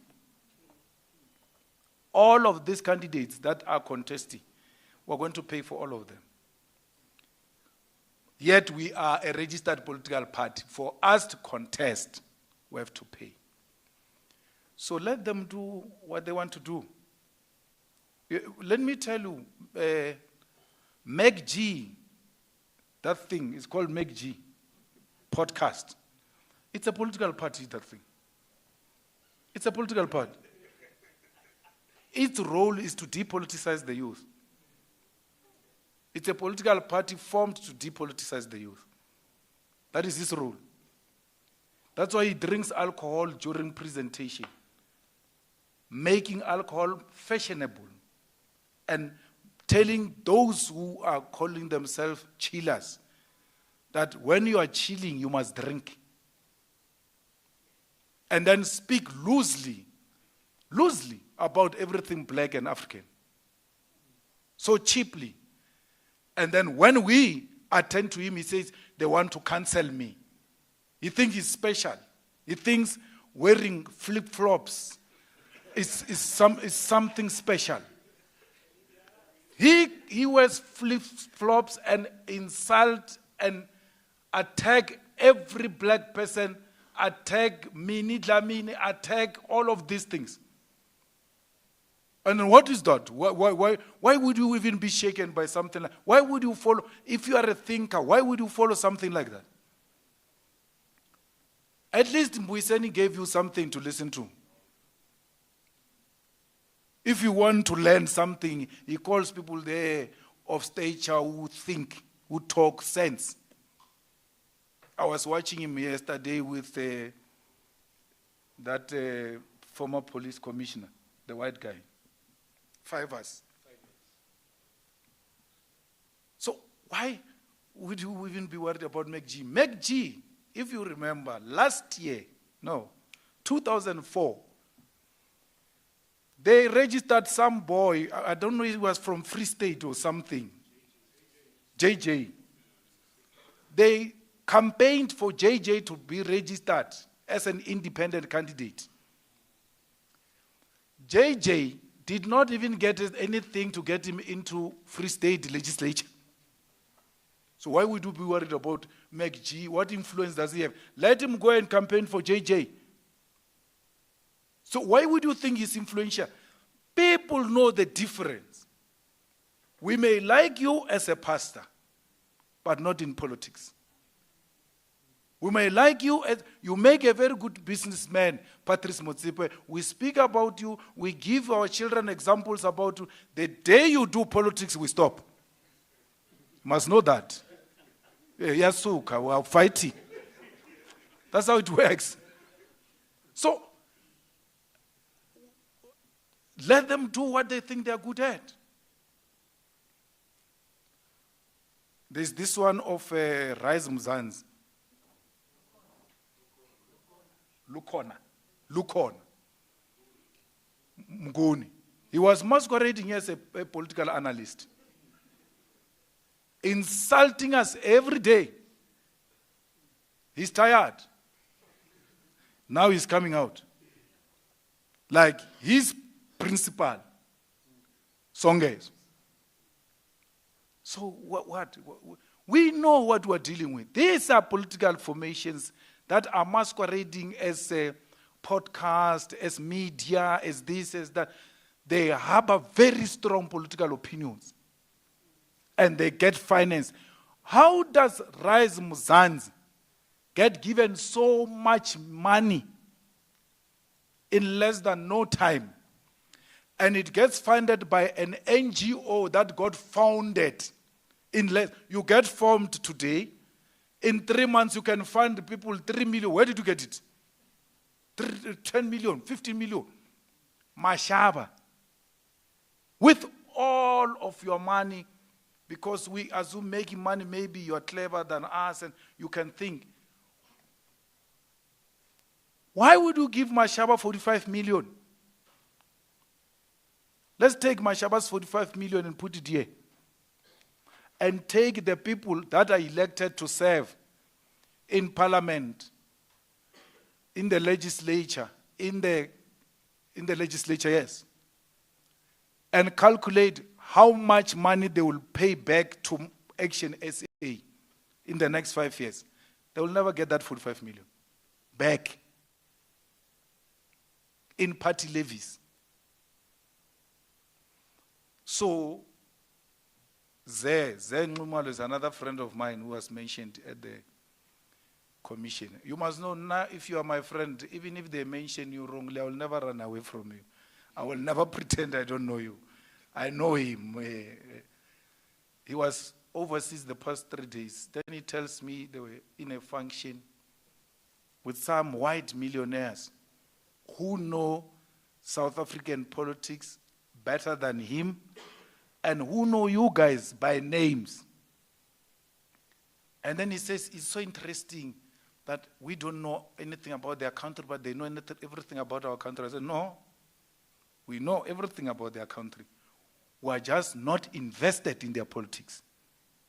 So they put money in South Africa. That's why they want to know who's going to be the mayor of Joburg. Their properties are here. I ask myself, ask him, whoever knows politics of South Africa, ask him if he stays in London, what business does he do in London? He doesn't do any business in London. All of their businesses are here. So they use the money here to finance their lifestyle overseas. That's why they're invested to know who's the next mayor. Is this mayor going to rent my office park and pay rent that is going to pay my rent in London and pay my lifestyle? None of us here can afford to give any of the political parties 45 million. No one can afford, except the Oppenheimers. They too, they are invested in the politics of South Africa because their business is here. And they don't trust that the EFF will look after us. You know, the EFF is the best organization to invest in. Because once you deliver to the poorest of the poor, the rich will no longer have to build walls. They will enjoy the beautiful views of their gardens. Because they will have no poor to fear. The poor will be receiving employment, will be receiving service delivery. Today they are building high walls because they know what they've done. They stole from the majority and they are scared the majority one day will rise against them. What do? They come around. Finance every podcast. Every podcast. There is a guy here called Penwell. How do you finance a person who refuses to pay maintenance? Maintenance. Ntwa itseba nkuno tsamaya na atsamaya. Mara ha patele maintenance. Rena le bana mo ba dikebekwa, criminals all over because of men like Penwell who are not paying maintenance. Where now you proudly associate yourself with such a person. And then regard such a person as an influencer. Shame on you. So, I don't care about these people. You know, if Floyd is the brain, let that brain work at the Maibui. Let that brain, If Floyd is Viagra, like you are saying, let that Viagra give erection to my boy. Let it empesu. Let empesu give my boy erection. Ya pala, pala utsowa isa robeji li no. Ya pala. Ya pala. Agano kitima South Africa ega mukai. Ya pala. Ya pala. Ya pala. Nothing can do. Idea. Idea. I told you in this organization, when we go to any conference, manifesto, what, the brains are brought together, and they're the ones who develop these ideas of this political party. I will never claim to have formed the EFF alone and for myself. Now,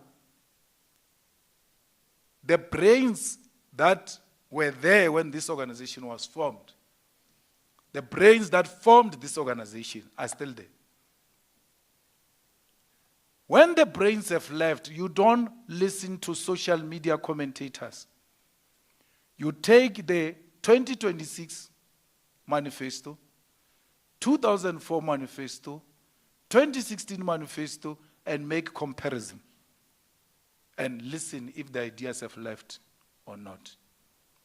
Ideas do not live because someone says so. Ideas live because in what you read, there is a complete shift. And there is nothing of substance that comes out of what this organization is presenting till we left. Less said about wives, the better.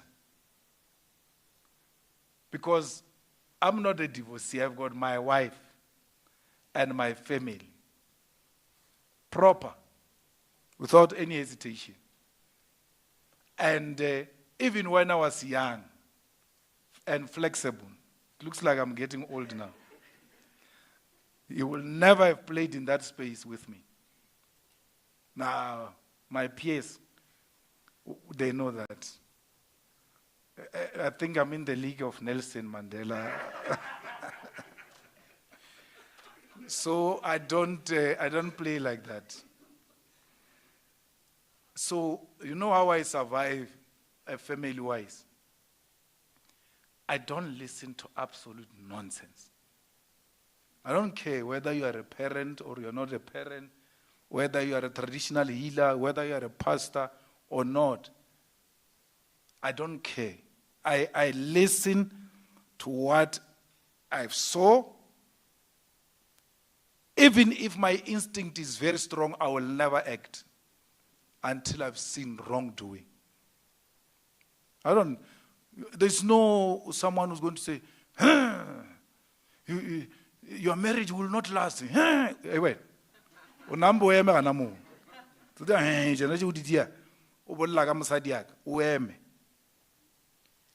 If you want a marriage to survive, never listen to any tips.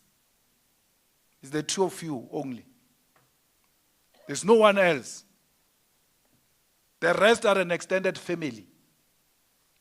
So you go around listening to people and think you can build a family. Oh, you're gone, my guy.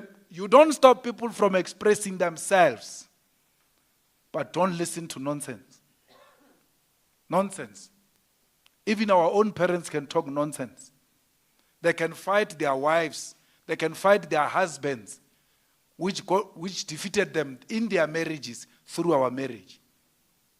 Onoka motho a re basadi ba so di mo paletse ene. Banna ba so a se nna banna man. Ke nna Julius Malema ke banna ba fena.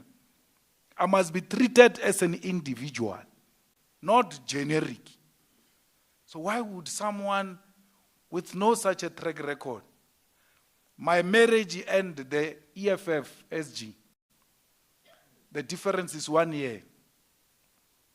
So you celebrated 13. It means I'm going to celebrate 12. in December. Unbroken service. Eh? So, comrades, no one and none of you, not a single individual, can ever say, he has seen my grandmother in politics. No one. You always hear me talk about my grandmother.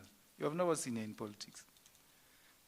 The only time you got to see her, at least close, is when I went to vote with her. My family has made it their business not to be too involved in my politics, even when I was in the ANC. So, the same with my grandfather. You know, we went to court in Polokwane, accused of corruption. My grandmother wanted to go.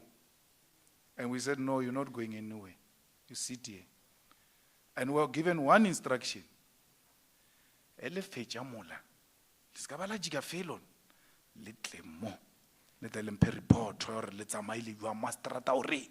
Before you are anyway. Otherwise, next time report. I want to hear for myself.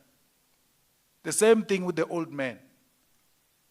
No, report about guilty, but no, this time they are going to send him to jail. No ways. Or now there is a point where you reach where these issues need a parent. I have to stand up now. And then he went to court. So they don't get involved in that way. But don't think it's not EFF. Through and through, you must ask Vian. We were with him last week or so. And I said to him, do you know this guy? He says, yo, wako. Kamotsiba, go office. Oh, okay, sharp. When I turn around, he goes to Vian. Or how is the office? In Veneg.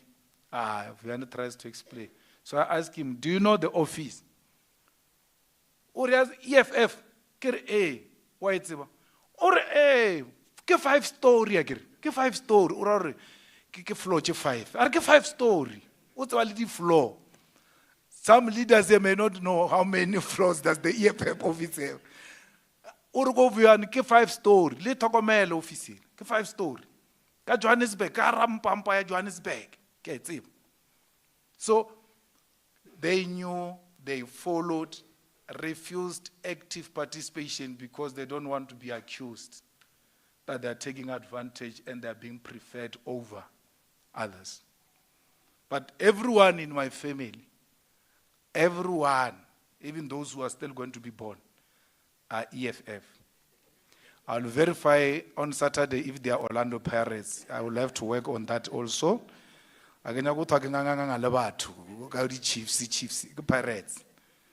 So be rest assured, we are going to bury a fighter of note who, when we're sitting there, my other brother came in, he was carrying a black EFF t-shirt, Victory or Death, the new design.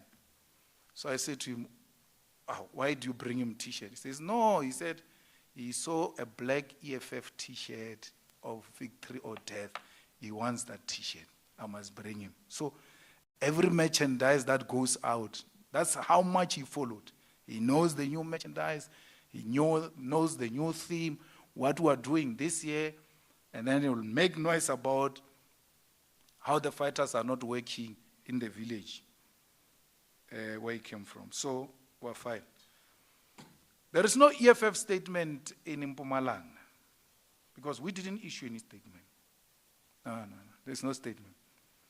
There's no one in the EFF now who speaks without elections spokespersons. So any statement is not worth a paper written on. No chairperson, no secretary, no president, no one can issue a statement in this period without election spokesperson. Why? The election spokespersons should know, is this good for elections or not? That's why we suspend every position and establish election structures so that you don't commit electoral mistake. So we have no such a statement in Mpumalanga. But don't say the mafia. Don't say mafia is Nkomazi, isn't it? Don't say Nkomazi protest of asbestos is students. It's not students. It's an EFF protest. It was EFF initiated. It was an EFF protest, and we own it till now. It's ours. No one has got no authority to distance himself from the sub-regional activity of the EFF that was led by mafia in Nkomazi, in Mpumalanga. It's ours. It's not students. And we are going to continue until a proper structure is put there. That thing is a health hazard. There's no building in South Africa that should be having asbestos. Not a single house, not a single office or college or anything of that sort. That's a policy of the EFF. And Mafia was well within his right to lead that campaign. It is his sub-region. He leads the election campaign in that particular municipality. We have announced him today as a mayoral candidate. What does a mayoral candidate mean? It means a leader of election campaign of the EFF in that particular municipality. So there are no chains. There's nothing they can be moving around wearing them. We're still fighting for chains. So they have to lead a campaign to claim the chain. No one, not a single one, in the EFF is entitled to this position of a mayor candidate or a what candidate. Anyone who found himself offended by any nomination, that person doesn't belong to the EFF. They joined EFF for wrong reasons. You are crying over a mayoral candidate even before we put a person as a mayor. You cry. The day we are swearing in a mayor, you are going to commit suicide. Straight to the graveyard. Why would you cry? You joined for, you want to be MPL. You want to be MP. You want to be a councillor. You want to be MMC. You want to be a mayoral candidate. You want to be commissar. You want, everything is about you. For what? For what? We announced our mayoral candidate. You feel offended, you know the door you used to come in. Kitja dintši party. Le tša bontsiki mazwai le ka thušana o tlhapa na mo wela tshwaretšana tsela. Aye. You're not going to wake up. Feel so entitled. Feel so entitled. Wake up and say, today the chief is going to address, is going to announce me. No one told you that. And then what kind of politics is that? No. Even in the ANC, I've never seen anything like that. I've no sympathy, none whatsoever, for position mongers, for people who are entitled. They are going to kill us. If I announce Leanne as a mayoral candidate, and you cry because I announced Leanne, it's no longer a point of disagreement. It's hatred. You hate her. So what must I do with politics of hate? I don't want to see such people next to me. You hate a commissar, you hate a comrade, you hate a fighter. You're going to kill us. We survived people like that. People who wanted to force us into a coalition with DA and these Afrikaners. Freedom Front Plus. Once you go into alliance with Freedom Front Plus, you have gone into alliance with these guys, AfriForum. That thing is AfriForum controlled. DA is AfriForum controlled. John Steinhazen was removed by AfriForum because they said the farmers were not happy the way it's handling foot and mouth. So what I say? These are men and women who must be supported by everyone. They too were shocked by the announcement of the organization. Sam Matthias went to one of my friends, or, yeah, I go to Kolor Baring again. Bang announce Jimola. What we share the implication, I get over. Usanju Tomo Zinchaga. I must go and fight there. No, let me look around. Who's going to support this campaign now? Otomo look around as and when it gets announced. He didn't come saying to people, come, get a VIP. You will hear. The things are going to happen. We'll talk after. No, he gets shocked there. Someone gets shocked that it's not announced.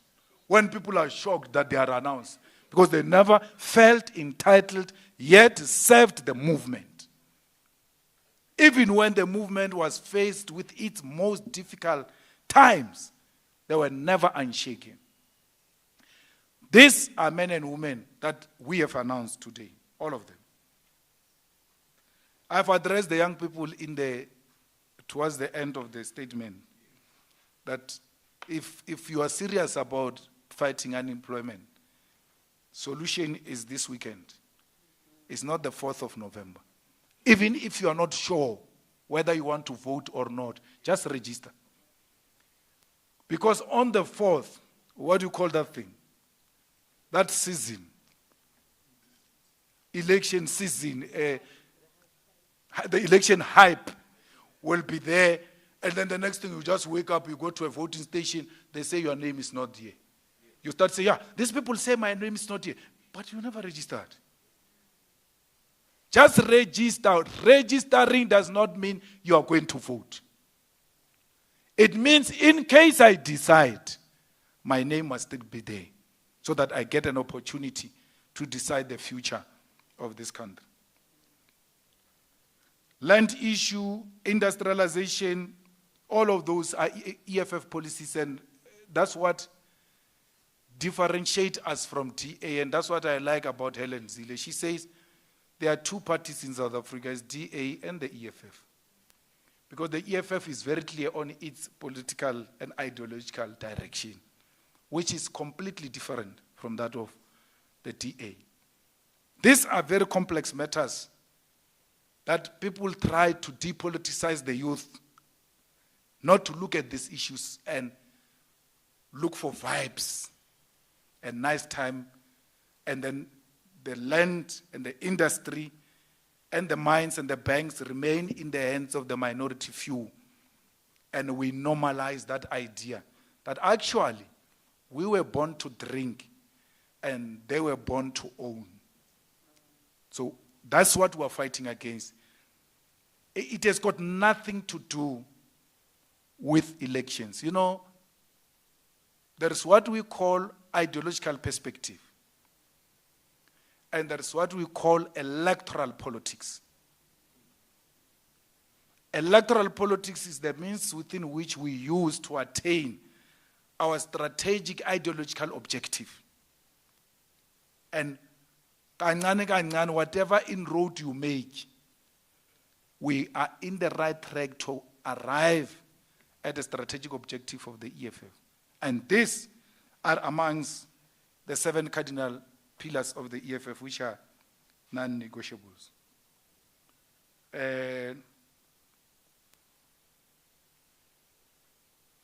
Look, I don't know what Cheggelson was trying to do. I don't know. But all I know is that Cheggelson wanted to be a prosecutor in the NPA after serving in the Zondo Commission.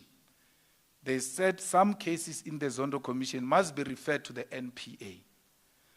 Then Zondo finishes. Then Cheggelson, that one who left, not Cheggelson, but he wanted to appoint Cheggelson and the other one, Pretorius, to go and prosecute the cases that they said must go and be prosecuted in the NPA. And we said, no, it's not done. You can't refer this matter and come from the other side and go and prosecute the same matter that you said must be prosecuted. So I think we stopped him from throwing a javelin and catching it from the other side. And he has since taken an issue with the EFF. But we're not scared of him. There were people like him before who tried that nonsense. And that's why Kumalo saw him through. But what are you trying to say now? Because this is not here. What are you saying? So, he can try. He can even call me if he wants. I'm not scared of anything. I've never done anything wrong. I'm going to give him the same response I gave him in a letter. He says, this one says to this one about this. So what must I say now? What must I do? That an old man is speaking to an old man who come and ask me about the two men having a conversation. Go and ask them. Why are you asking me? I'm not part of the conversation. I'm not part of the conversation. You know, there is a thing that Khan gave us questions to ask a former intelligence, something. Inspector General, yeah. Firstly, I don't qualify to ask Inspector General questions because I don't sit in the Joint Standing Committee on Intelligence. I've never been part of it. Only that committee can question Inspector General. And for you to sit in that committee, you must ask Leanne. She sits in that committee.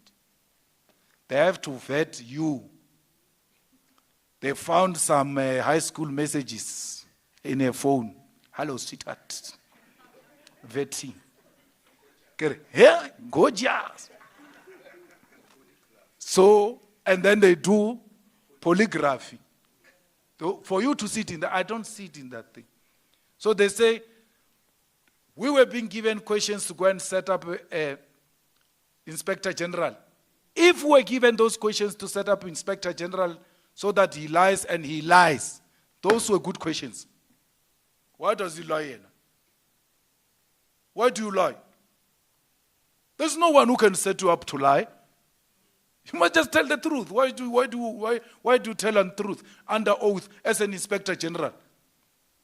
And if Khan had given me those questions, I was not going to deny them. Who must give me the questions? I'm going to question a minister of police in the ad hoc committee.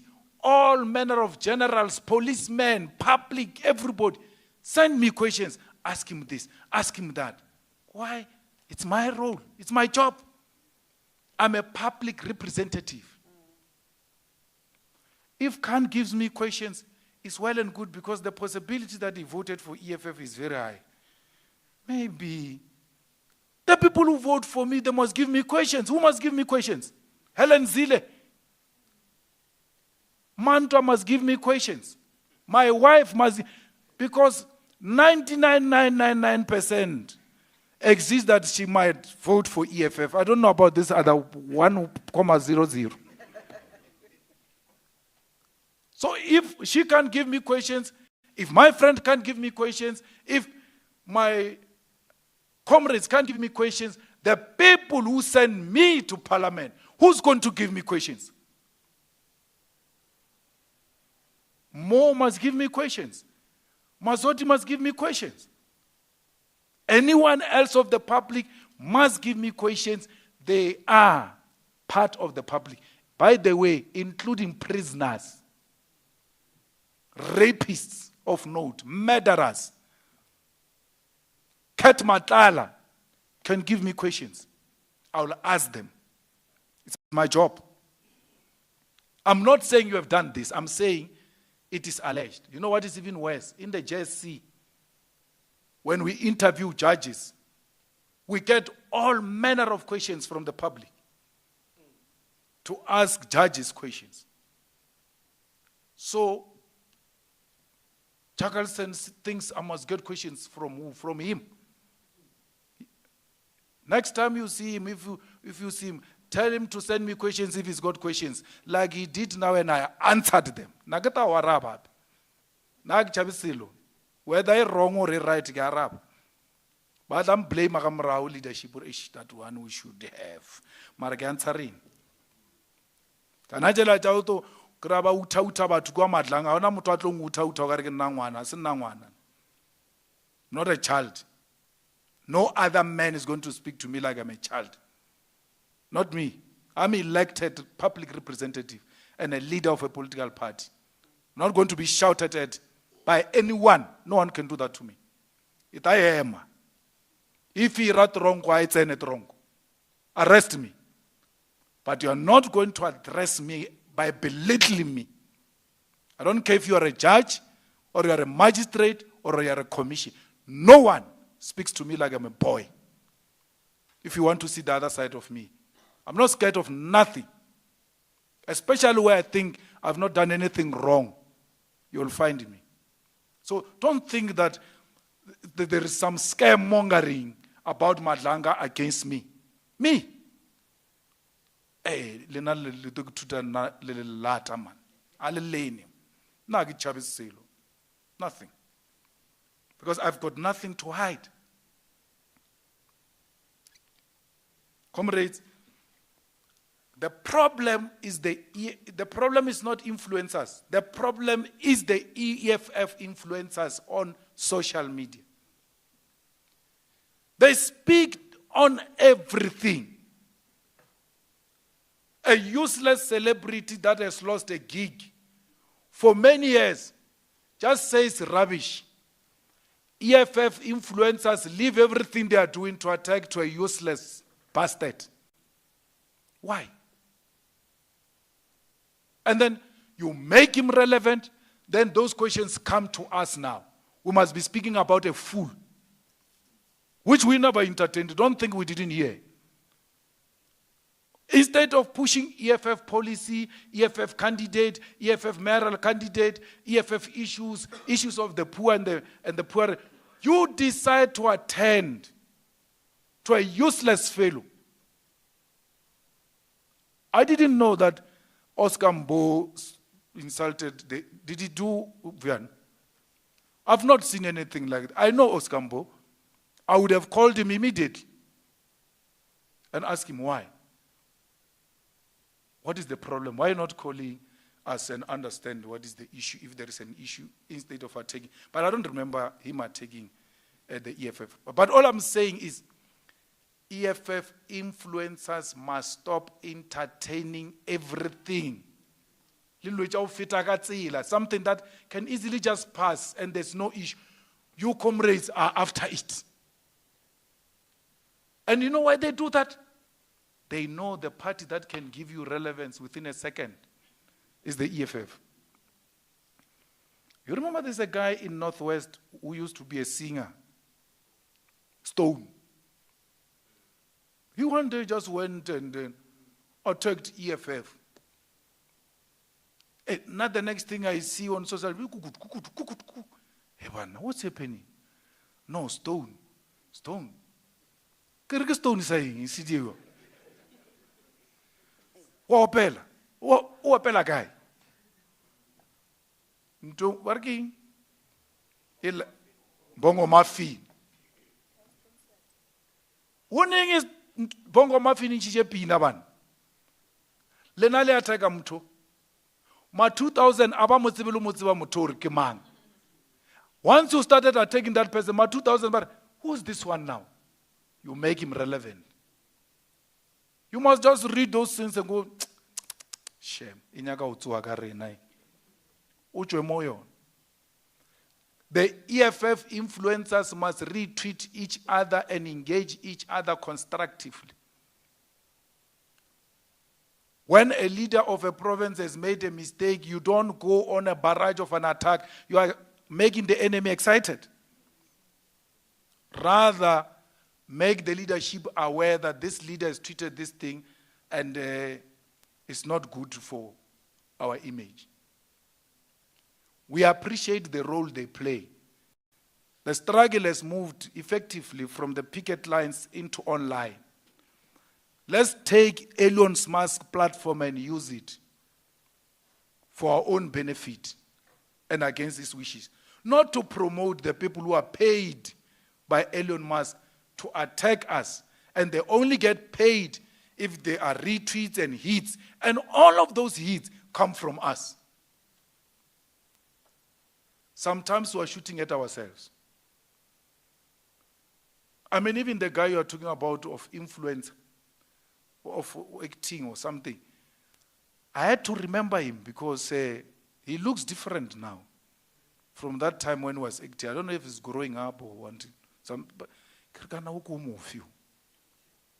to me, show, hey,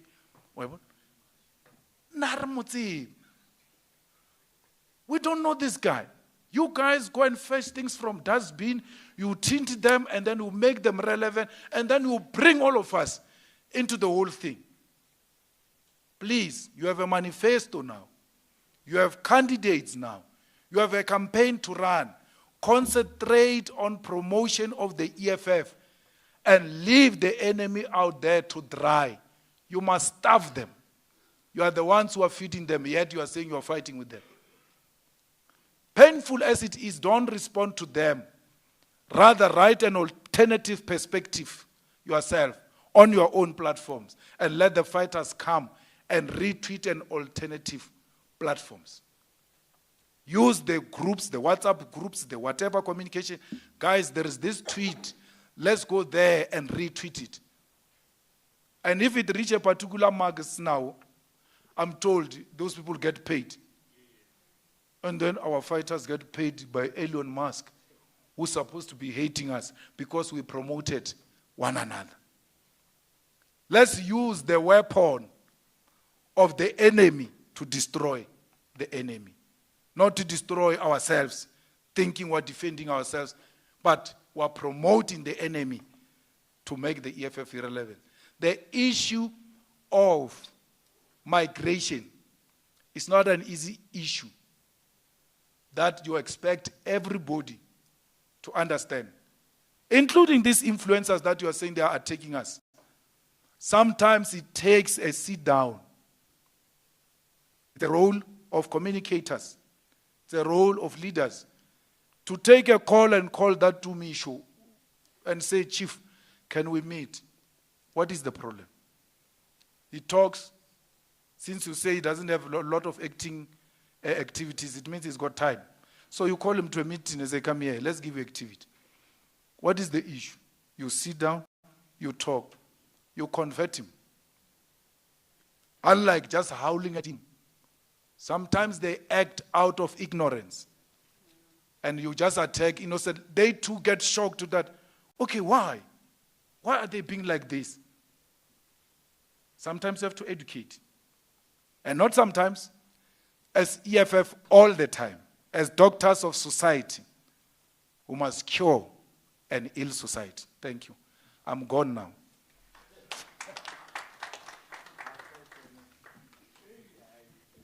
Thank you very much, President. President, today it is a birthday of Dr. Tlaleng.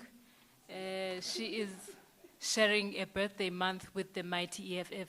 Happy birthday, Dr. Tlaleng. Thank you very much, President, officials, commissars, and fighters. Thank you, colleagues, for honoring our presser today. This brings us to the end. Thank you very much. We've got refreshments for you at the back.